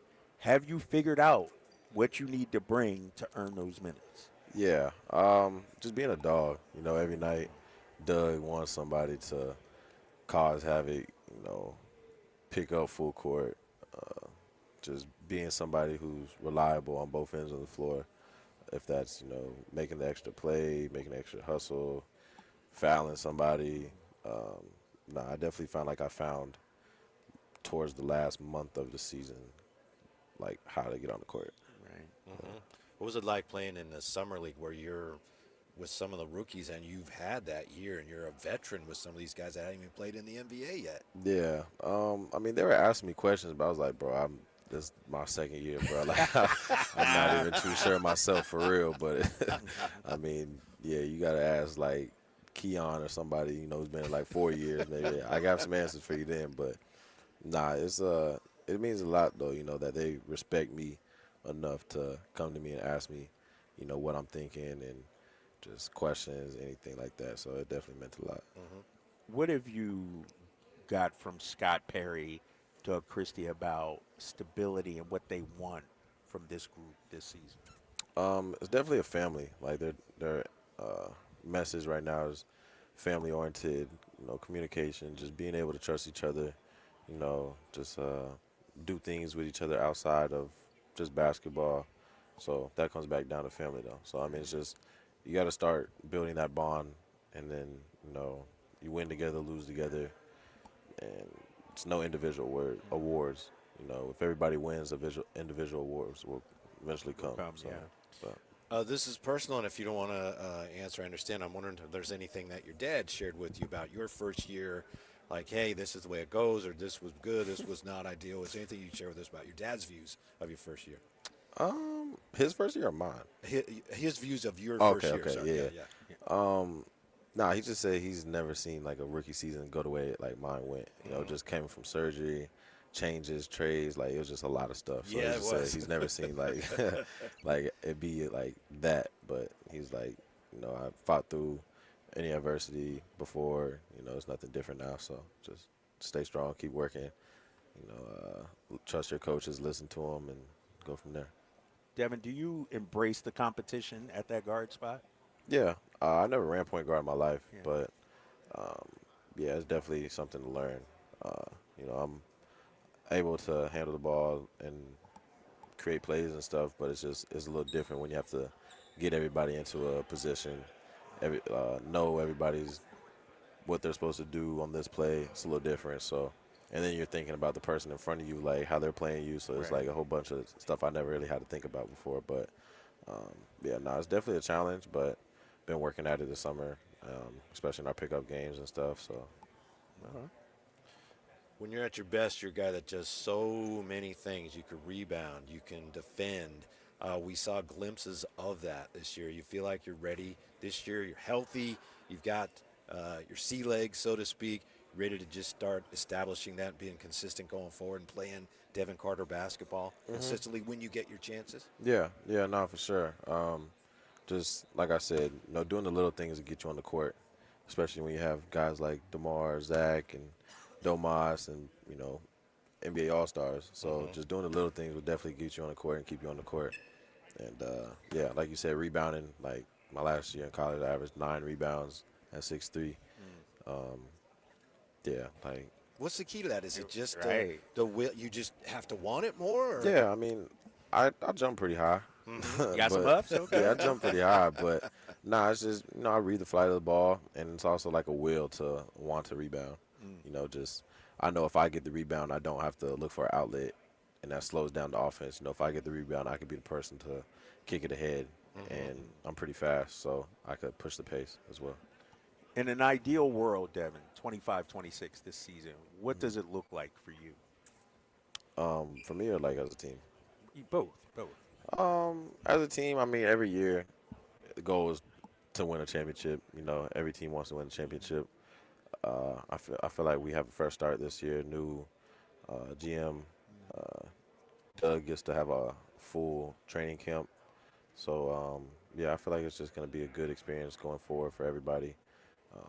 You know, so win as many games as we can. Let me ask you this, though, because you mentioned Doug, you got Scott. We know how tough, difficult last year was. How much do you think that impacted what we saw on the floor? Yeah, behind the scenes I mean, stuff, there's a lot of obviously, behind-the-scenes stuff. Not really going to speak about it, Right. just because that's team stuff we course, talk about. of course. But there's a lot of behind-the-scenes stuff that I don't think is going to be going on this year. That should lead to a few more wins, then, right? Like, think about it like this, Devin. I'm gonna keep it real. I said this team won 40 games last season with everything that was going on. Right. So in my eyes, I'm like, more than 40 is doable because you got stability. Like, things are actually calm now, you know? Yeah, for sure. It's definitely doable. Right. And that's obviously our goal, is to win 82 games, Right. but it's never been done before. So, I mean, it's, win, like we said, you win one of the two fights. You have the fight, and then you have the score. You win one of those, then you win something. Yeah, But, Yeah. I mean, Devin, as you mentioned, you guys had a great summer league, came up just short. A lot of fun to watch. That's the most fun watching summer league some of us have had in a long time. What stood out to you about the way Nick and Maxime played as rookies in summer league? Yeah, they played really well. Nick was really consistent. Max was pretty consistent. They're great guys off the court, so it's pretty easy to see why they play well, because what you do off the court is, depending on how you play on the court sometimes, But no, I love being around them. They work hard, get extra shots up, watch film. So everything you want from a rookie, for sure. You being a point guard, as you say, for the first time, you had a lot of ways you could go with the ball, right? You had a lot of productive scorers on that summer league team. Yeah. They had Max. We had Isaac. Mason was with us. Daquan a little bit. Daquan. Yeah. Knocking shots down. Yeah. It was a good team. It was a good team. We definitely had fun. We were upset we lost, because being in Vegas for 10 days is definitely draining. But Tell me about it. Vegas is, you lose a lot of energy, you lose a lot of money, one or the other. Or both. Or if you both. may, all right? Or both. Hey, what was your highlight of last season, do you think, personally? Like when you look back at last year, a game, a moment, locking somebody up, stealing, when you look back, what was a highlight for you? Personally, my favorite game I think I played in was the Cleveland game. Ooh. Probably. Yeah. For myself. Yep. Yeah. And then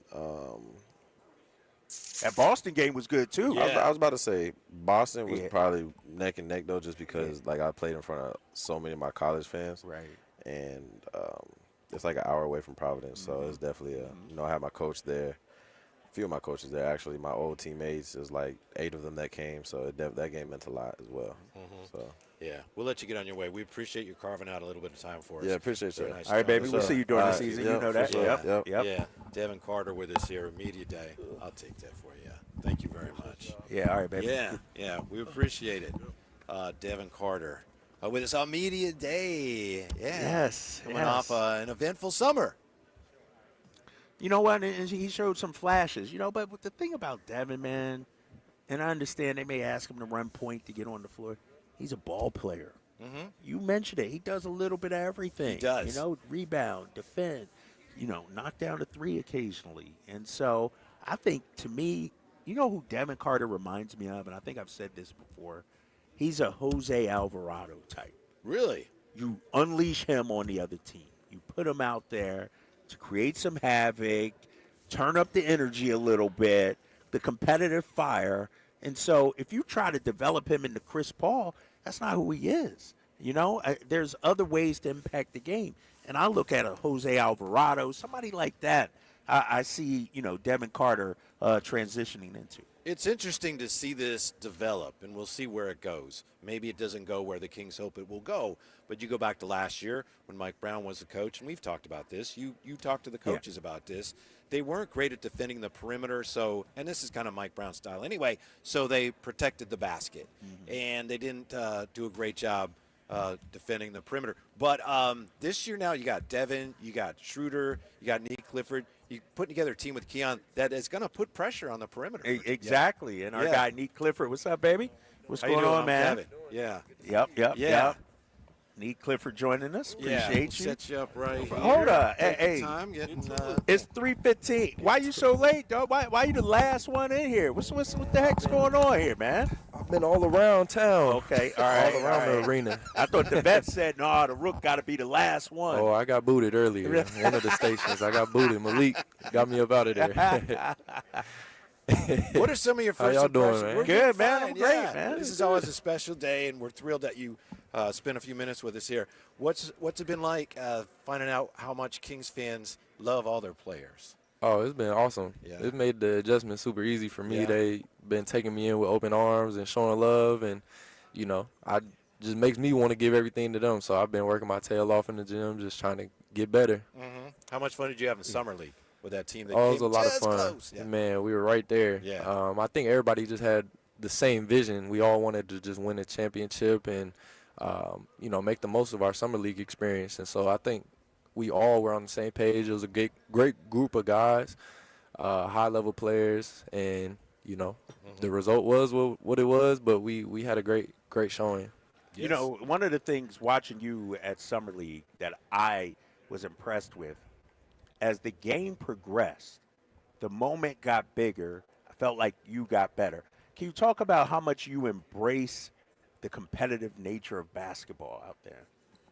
I mean, that's why you do it. Yeah. You do it to compete. I've always loved playing the best of the best. Back in the high school days when you'd play a bummy team and you beat them by 40, like I hated those games. Right. It's the games where you're going to be playing, the best in the state or whatever. So you're not ducking that smoke. You're not afraid of that moment, right? Nah. I've always lived for that, and that's what I want. So I'm excited to just compete against these guys every single day, my teammates, and then, the product on the floor, getting to go against the top dogs in the world. Mm-hmm. Neek, can you tell us what it was like when you found out the Kings were, making a trade to pick you up and bring you here? What was that like? Yeah, I mean, I was a little nervous at the draft. I was getting closer to the end of that first round. I was getting a little nervous, but they were making calls. I was hearing what was going to potentially happen if OKC's player was still there or this or that.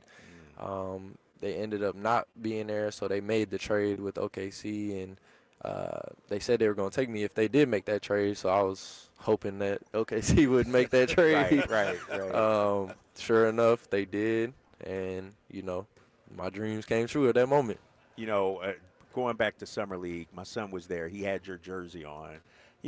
Growing up, in Colorado, did you ever, what's that moment like when you walk around, you see yourself up on a billboard or something, or you see a kid wearing your jersey? What's that like for you, man? Yeah, I'm gonna have to sign that jersey for him. You already did, kid. I did? You already did.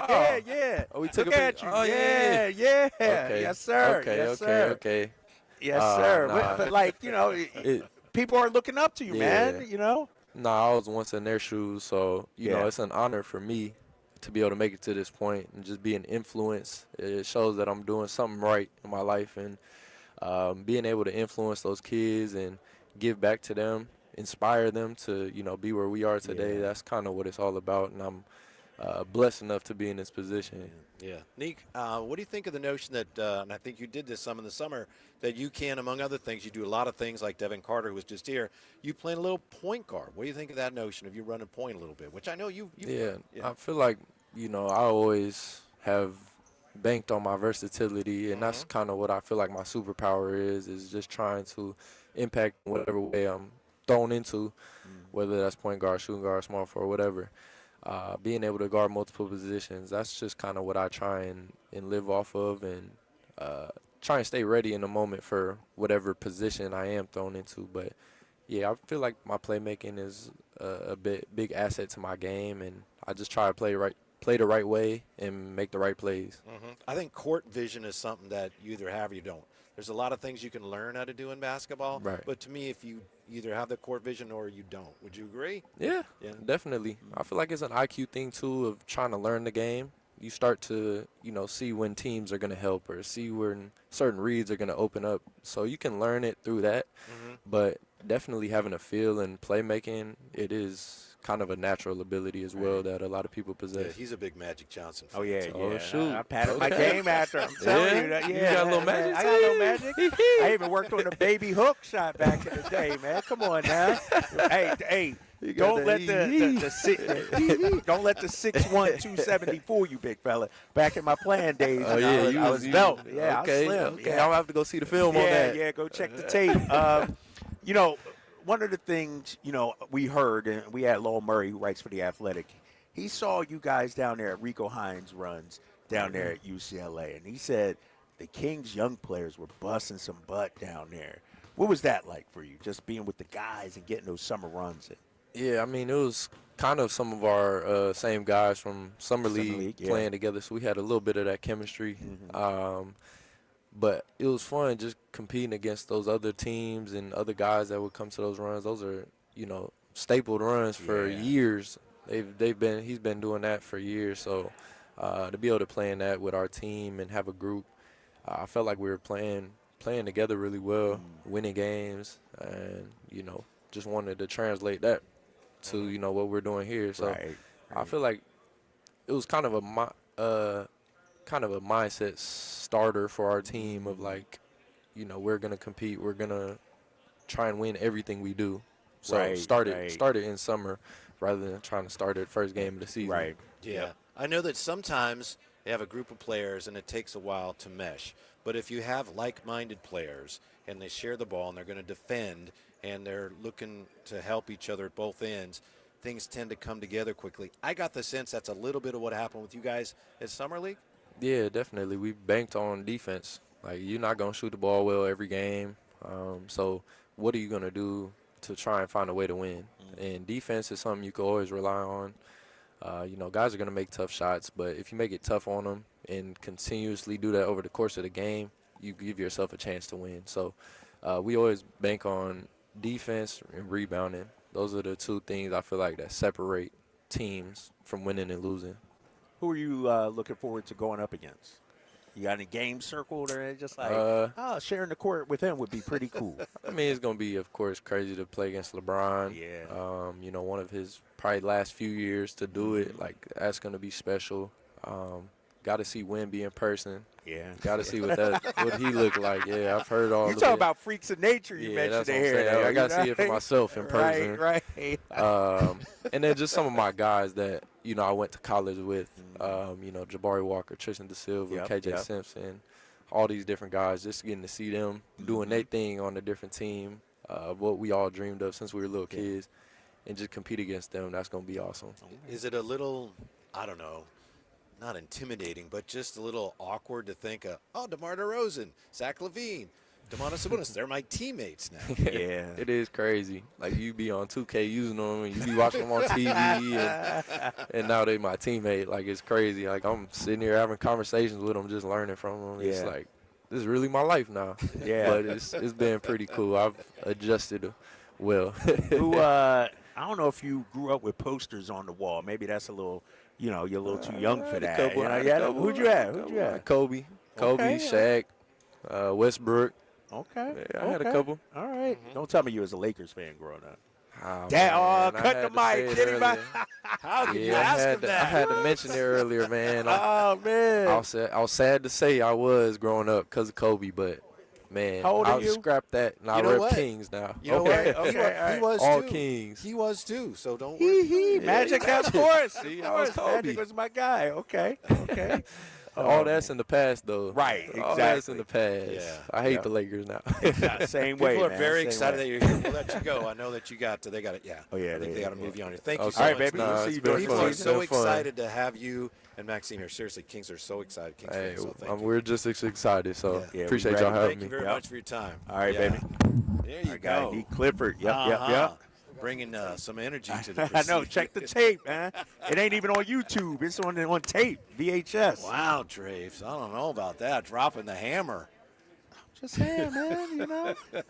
Oh man, that's great, man. Yeah. I'm liking the vibes though of these guys. man. Definitely. You know, it's hard to explain, and I see some of the comments on YouTube. You know, Amadrock, the attitude is different. You don't see that, he says. He says he likes how different this team feels. Just feels sort of matter of fact, like not looking at the press clippings, not believing the hype or the doubters or whatever. They just ready to get down to business. Obviously, it doesn't matter till the ball is thrown up and you start dribbling, but it's definitely refreshing. We'll take a timeout, come back with more from Media Day. Hoping to catch up with Maxime Reynaud. It's a Drive Guys on Sacktown Sports. Everyone has a past, but what happens if you've made mistakes and made good on that past, but it keeps following you? Are you looking for an attorney to erase past records and restore your rights? Maybe even restore your gun rights? Do you need a reputable criminal defense attorney who knows even good people make bad mistakes? Well, the attorneys at Gonzalez Law Office are here to help. Find Gonzalez Law Office online at sacklegaldefense.com or call them at 916-304-9187. We don't settle for less, and neither should you. Hey, this is Greg Papa. Are you working through a major insurance claim? SunPoint Public Adjusters can help. SunPoint prepares, presents, and negotiates your claim with the insurance company, working only for you, making sure you get everything you're entitled to, not what just some adjuster working for an insurance company thinks you should get. Call SunPoint today at 888-247-7865 or contact us at sunpoint.us. SunPoint Public Adjusters, the gold standard in public adjusting. License number 2N14884. Hi, Sacramento. It's the No Surprise guys at Bell Brothers Plumbing. Need a water heater or plumbing repair? Call Bell Brothers. Clogged drain? We'll clear it for $67. Plus a free camera inspection, a $250 value. We're fast, on time, and the price we quote is the price you pay. No surprises. Plus, we'll check your plumbing for free. Call Bell Brothers or book at thenosurpriseguys.com.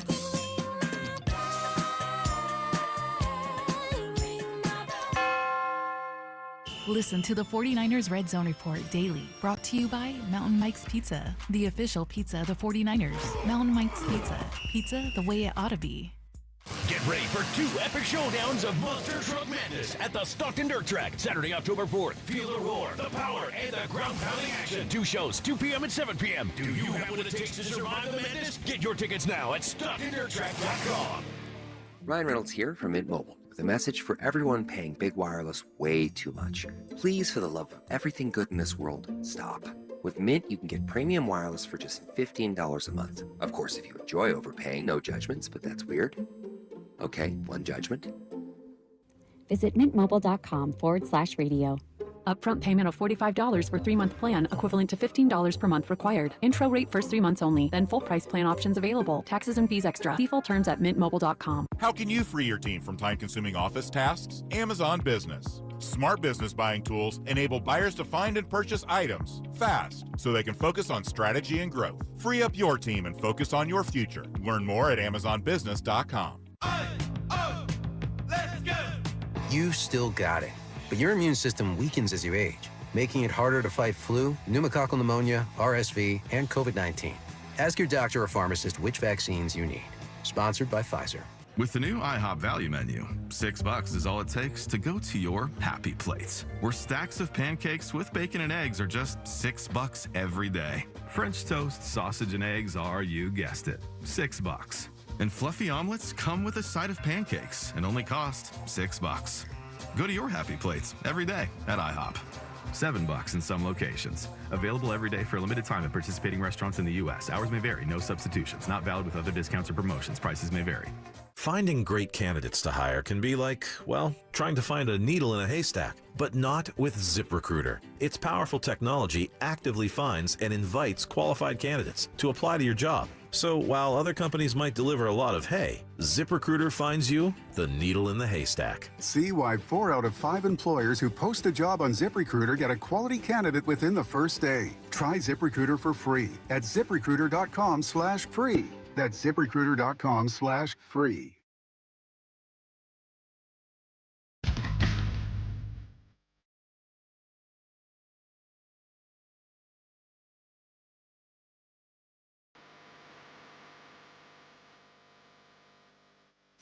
Drapes and Whitey. Whitey and Drapes. You know the pair. The Drive Guys.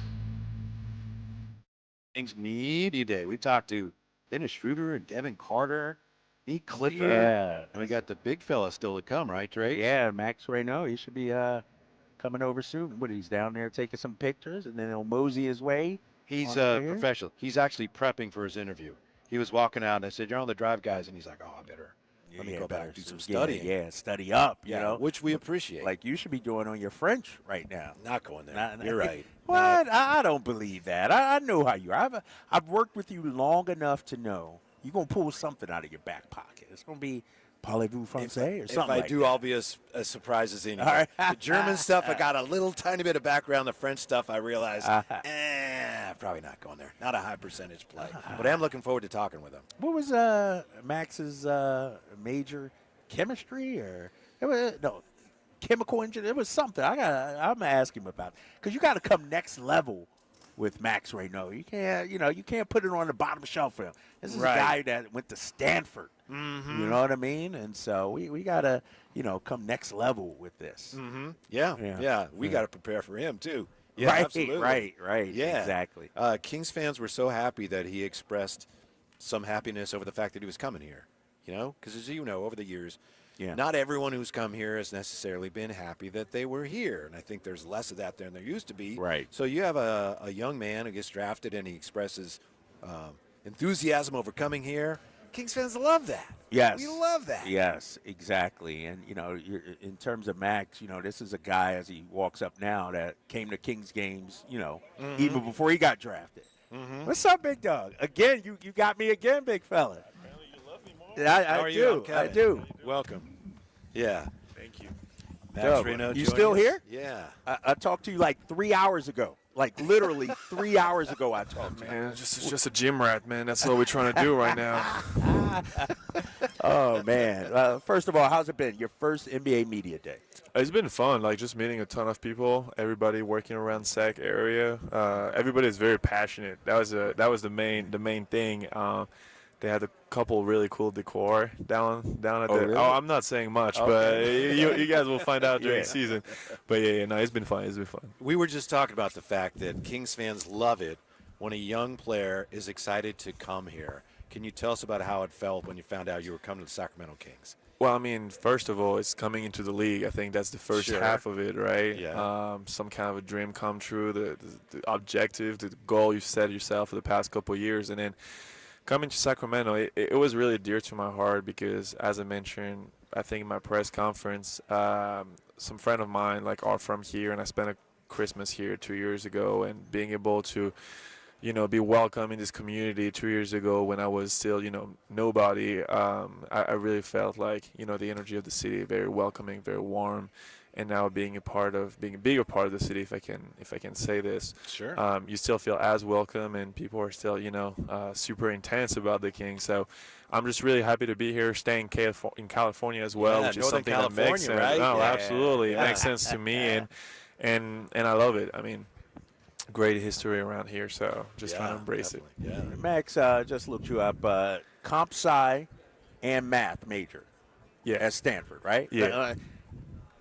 Looking at your development basketball-wise, you were going to have a professional basketball career. Why push yourself that hard academically?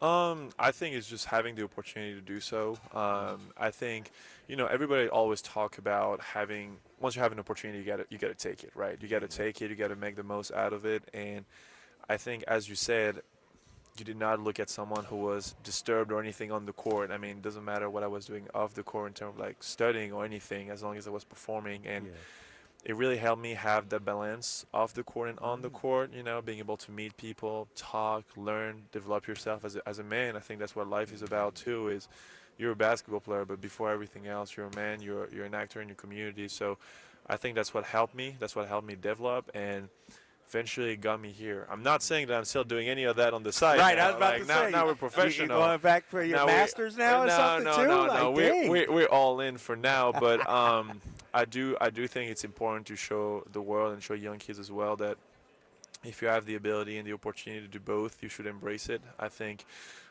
the more you can add to your toolbox, the better person and the better player you'll be in the end. So I'm really proud of that. I think my family is really proud of that too, and that's all that matters. How tricky was that, if I may ask, to balance that at Stanford, those very difficult subjects, with playing, college basketball? Well, you just have to figure out time management and prioritize. I think my freshman year, I lost a lot of sleep because of it, but then eventually I figured out, okay, well, I need to prioritize basketball, especially when we're in season. And then once that basketball part is done, okay, I need to do my studying. And then once that is done, I can eventually hang out with friends and everything. But if you start to wake up, play video games, you don't get your shots up, then you're late for that, then you got to run to class, but then you're too tired to, so you got to prioritize and you got to make time for what matters to you.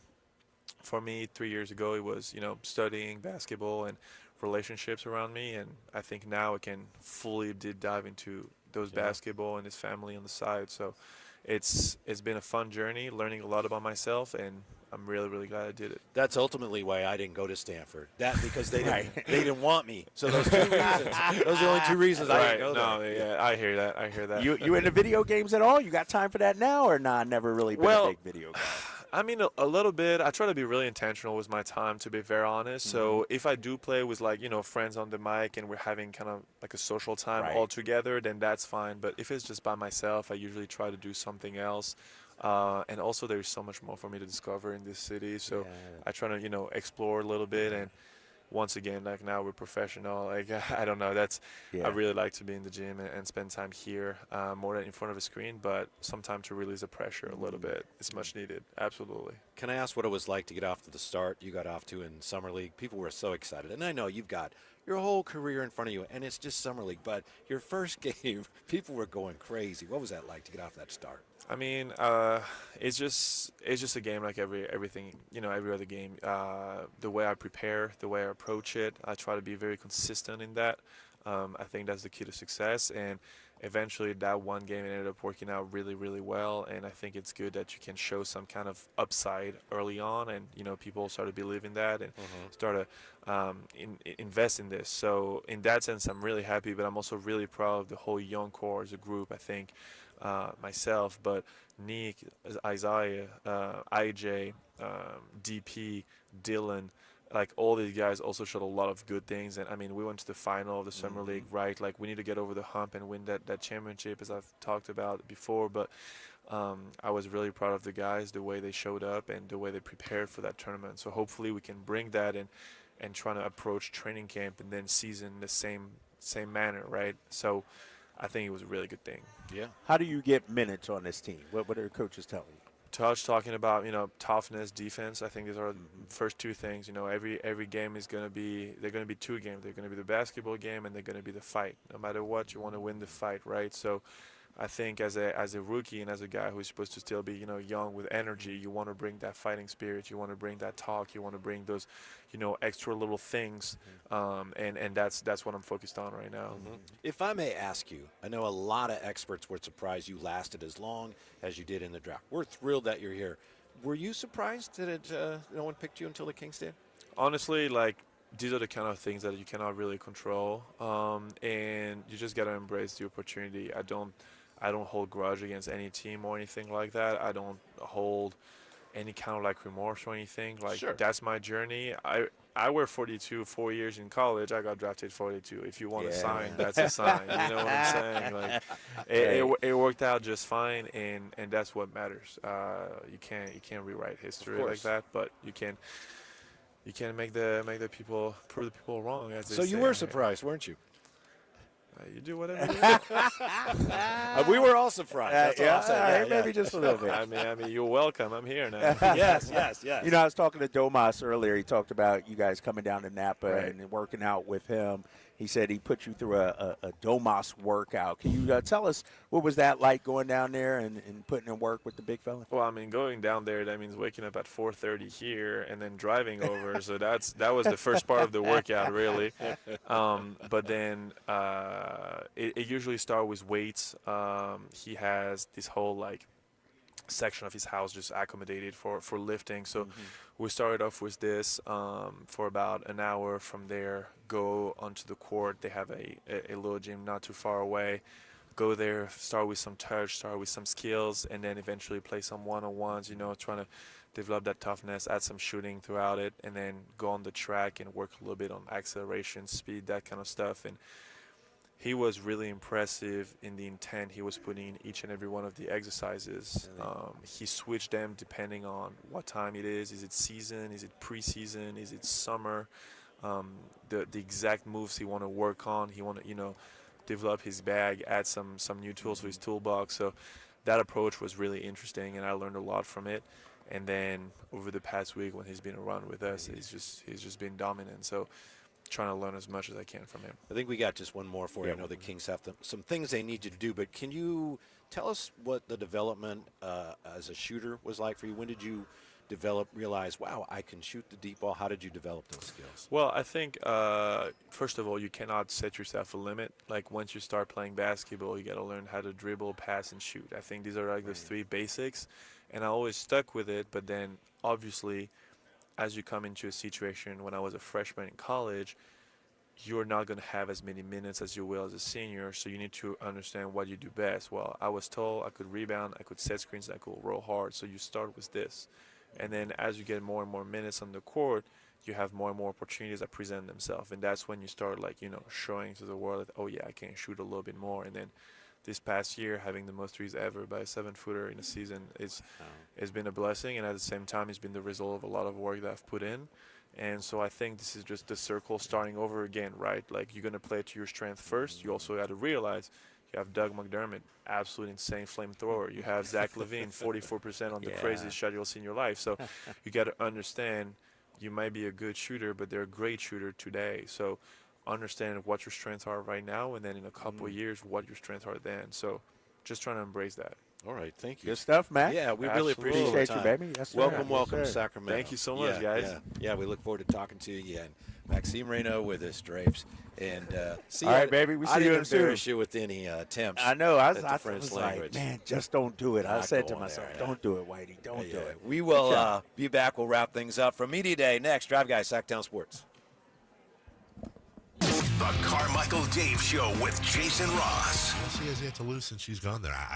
I'm not saying anything. Broke into the top 25 this week. UCLA having a rough year. Maybe this year. Come on over to the. All right, Jason laughs. Hopefully he'll be back for 3 for. Oh my God! He's got the double hand wave. You can listen to the Carmichael Dave Show with Jason Ross Monday through Friday from 6 a.m. to 10 a.m. on 1140 a.m. YouTube or the Sacktown Sports app. Hey everyone, it's Kyle Draper from Mercedes-Benz of Stockton.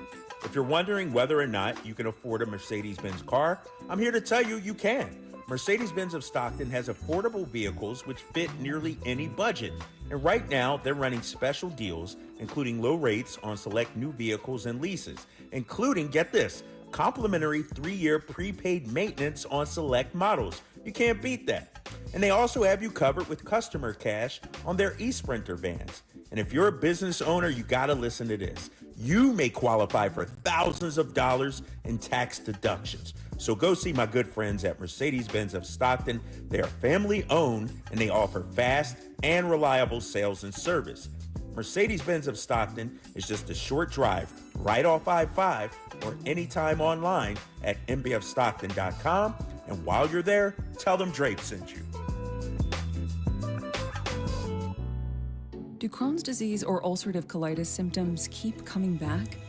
Tremfya, guselkumab, may help, with rapid remission achieved at 12 weeks and lasting clinical remission at 1 year. Some even saw visible improvement of their intestinal lining at 12 weeks and 1 year.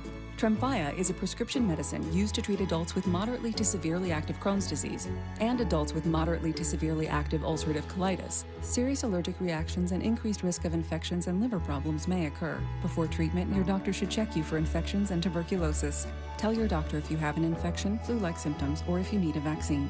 Healing is possible with Tremfya. Approximately 3 out of 10 patients were in endoscopic remission at 1 year, based on areas visualized on colonoscopy, which may not represent the deeper bowel layer or entire GI tract. Individual results may vary. Ask your doctor about Tremfya today. Call 1-800-526-7736 to learn more or visit tremfyaradio.com. Alan Stiles here with your Sacktown Sports Injury Report, brought to you by DTLA Law Group. Zach Geloff, out with that dislocated left shoulder, underwent successful surgery in Los Angeles in late September. Should be fully recovered and expected to return in 2026. Left-handed pitcher Sean Newcomb felt left elbow inflammation and unfortunately is out with the rest of the season after feeling tightness in his left elbow following his most recent outing.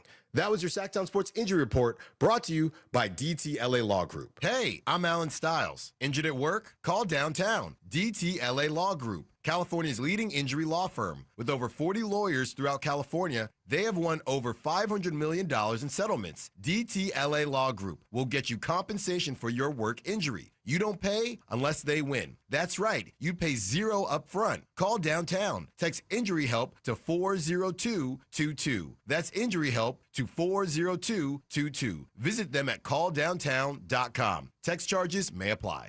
Go from daydreamer to industry leader with Amazon Business. From office supplies to IT essentials, Amazon Business provides tools that help you save costs and make insight-based decisions. Learn how to bring your visions to life at AmazonBusiness.com. Vanity Fair calls BritBox a delicious streamer. Collider says everyone should be watching. Catch Britain's next best series with BritBox. Stream acclaimed new originals like Code of Silence. You read lips, right? And Linley, based on the best-selling mystery series. Hi, Linley. Take it from here. And don't miss the new season of Karen Piri, coming this October. You don't look like police. I'll take that as a compliment. See it differently when you stream the best of British TV with BritBox. Watch with a free trial today. You still got it, but your immune system weakens as you age, making it harder to fight flu, pneumococcal pneumonia, RSV, and COVID-19. Ask your doctor or pharmacist which vaccines you need. Sponsored by Pfizer. Production.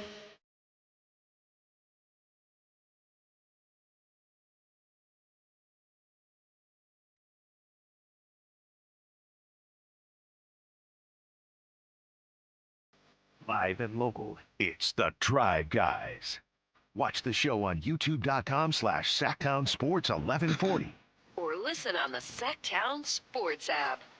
Yeah, we're getting ready to wrap things up here from Media Day. We've been so busy talking to Maxime Reynaud and Dennis Schroeder and Devin Carter and Nick Clifford that we just, sorry, Drace, we haven't had much time to talk about your 49ers today. We got Tuesday, Wednesday, Thursday, maybe even Friday next week. If they keep this slide going. So no, it's all good. We got time tomorrow. Mm-hmm. What did you think of the back and forth between the coaches, Robert Saleh and Liam Cohen, after the game? Keep my name out of your mouth, said Liam Cohen. And did you hear what Saleh said to him? No, what did Saleh say? According to, let's see, I think this was Nick Wagner. In the unedited version of this, 49ers DC Robert Saleh to Liam Cohen after Cohen tells him to keep my name out of your bleeping mouth. Quote, I'll bleep your world up. You don't want to bleep with me, I will bleeping end your bleeping life. Come on. Saleh, chill out. I was about to drop some expletives. Chill out. First of all, shout out to Liam waiting till after the game. That's when you do your talking. You don't do it beforehand. You don't give them any bulletin board material. It seemed like that gave the Jaguars some bulletin board material. And when you win, you have the right. You've earned that right to chirp back. And so what's Saleh going to do, man? Take that L and go home. Come on, man. It's I didn't think what Saleh said last week was that egregious, though. I thought it was a little gamesmanship, but he went out of his way to say, They legally steal signs. There's nothing Right. illegal about what they do. They're really good at it. Right, right. But, to get that upset about that, keep my name out the door. Like, dude, he didn't talk about your mom or anything. Right. You know what I mean? It's And did you like- know Saleh and he were both candidates for the Jags job last year? So there was that element as well. I don't know. Oh, okay, Yeah, yeah. okay. No, I thought it was interesting. What did you think about that game yesterday? You watch it at all or no? Oh, yeah. That was rough. The 49ers just can't run the football. The thing that's most disturbing, I know that they dropped a lot of passes, and Brock Purdy just wasn't finishing his throws. But they got beat up at the line of scrimmage on both sides of the ball. Yeah. They couldn't stop the run, and they couldn't run the ball. And so, that's not sustainable. They dropped passes. They're probably not going to drop that many passes. But they couldn't get to the quarterback, and the offensive line is just not clearing any room for McCaffrey. CMC, Those are yeah. problems going forward. Yeah, those are issues. And, Shanahan said, I think it was today, that Brock is dealing with some soreness in that toe on a short week. Sure. If you will. And so. Should Brock have been out there yesterday? Yeah, he had 2 weeks off. Why not? They didn't have anybody else because I think he was in better shape than your boy Mac Jones. We'll see who gets the nod this Thursday. And I know I sort of compared it to a must-win game, but, dude, a 3-game losing streak, potentially, you don't want this to spiral out of control. How we get to a 3-game losing streak? You ain't winning at Tampa. You're not winning at Tampa. If your team did. I'm going to keep it real. And I know we the Niners station. I know I got Jose sitting right in front of me. The Niners have not shown me one thing to be confident in that they're a contender in the NFL. Give me one game where you felt like that's Niners football. They look good. Well, I'd say the Seattle game for much of the Seattle game. Barely. What was that, 16-14 or something like that? They held that Seattle team. They 13 to shut 12 them or down. something. Come on, that's week 1. Come on. Other than that, they Well, have not looked good. They haven't looked good. Can you admit that? They have not. They didn't look good yesterday. I'd say that. They look good against the Saints? They looked good enough to win. With their They didn't backup look good. quarterback. They didn't look good. Mac Jones looked good. They didn't look good. Mac Jones looked good in that game. He started off slow. My thing is, there's different levels to this. My team, the Eagles, look at the level of competition they're beating. Going into Kansas City, out-dueling Patrick Mahomes, who put up 37 yesterday against Baltimore. Going into Tampa, Trevor Lawrence was the first time, and I'm going to put Sam Darnold on the shelf because that was week 1. The first real quarterback that, Okay, then time out. defense is Then the facing. win over the Chiefs doesn't count either. No, that wasn't week 1. Who would they beat in week 1? Dallas. Yeah, okay. All right. Dak Prescott. You know what I mean? Yeah. So, look at the quarterbacks. I think it's a quarterback-driven league. You beat Dak Prescott. You beat Stafford. You beat Mahomes. You beat – those are 4 really good quarterbacks. And so when I'm looking at Thursday, I'm looking at next week, the defense got to be better, Whitey. No, definitely. Defense was – They may have to go pull the trigger and make a move, trade. huh? Yeah. Get some pressure on the quarterback. Yeah. They didn't get any. Yeah. I think that's the first time they had no sacks or hits on the quarterback since 2015. Right. So I understand the plan. We all talked about it and said, yeah, makes sense. Let's see what we got. Well, 1 game in, that ain't it. And my thing, too, is, we don't know who the Niners are yet. Are they a middle-of-the-pack team? Do they have the potential to be good? Or, they don't have that much, especially offensively, an identity yet. Yeah, because they can't run the ball. You're right. Yeah. But, when they won the Super Bowl under Bill Walsh, 81, and I'm not saying this is a Super Bowl winning team, but they were tied for last in the league in yards per attempt, rushing. 3.5 yards per attempt. So my point is this. They're not able to run the ball. At some point, they're going to have to say, we can't run the ball as currently constituted. So they're going to have to lean more, and we've seen a little bit of it into the West Coast elements of that offense. But that's all timing stuff. Joe Montana to Jerry Rice, that's all timing stuff. And when you got receivers who aren't there and quarterbacks who aren't there, it's hard to develop Quarterback that in and out. Yeah, you're right. Yeah, but I think that might be their best path forward. I will say, Ricky Pearsall looks decent, right? Yeah, when he's not on the sideline with a bum knee. Yeah. He looks really good. And how much are they missing Kittle, too? Big I time. think tremendously, yeah. That could have a lot to do That with could have a the lot lack to of the do. running game Right, as well. right, So you're exactly. right, but, in all fairness, and I know we go back and forth on our teams, we don't know who they are because they just Haven't not been been able out to there. keep the right people on the field.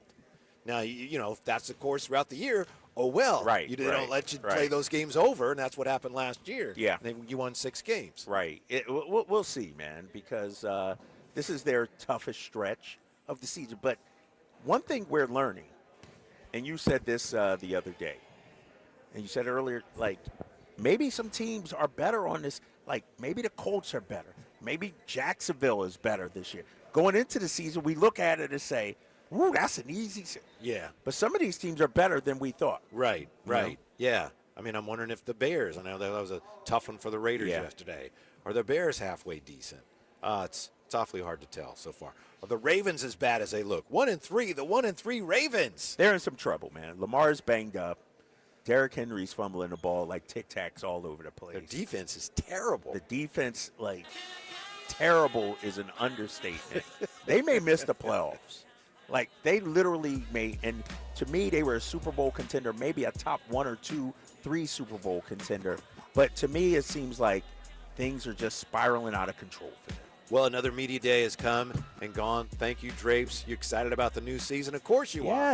Yes. I'll be at a practice tomorrow. I think I'm going to go check out the boys, see Nice. how they look tomorrow. So, And we've got Monday Night Football for you coming up. We got Cincinnati Bengals and the Denver Broncos next. Thanks for listening to The Drive Guys on Sacktown Sports. This is the story of the one.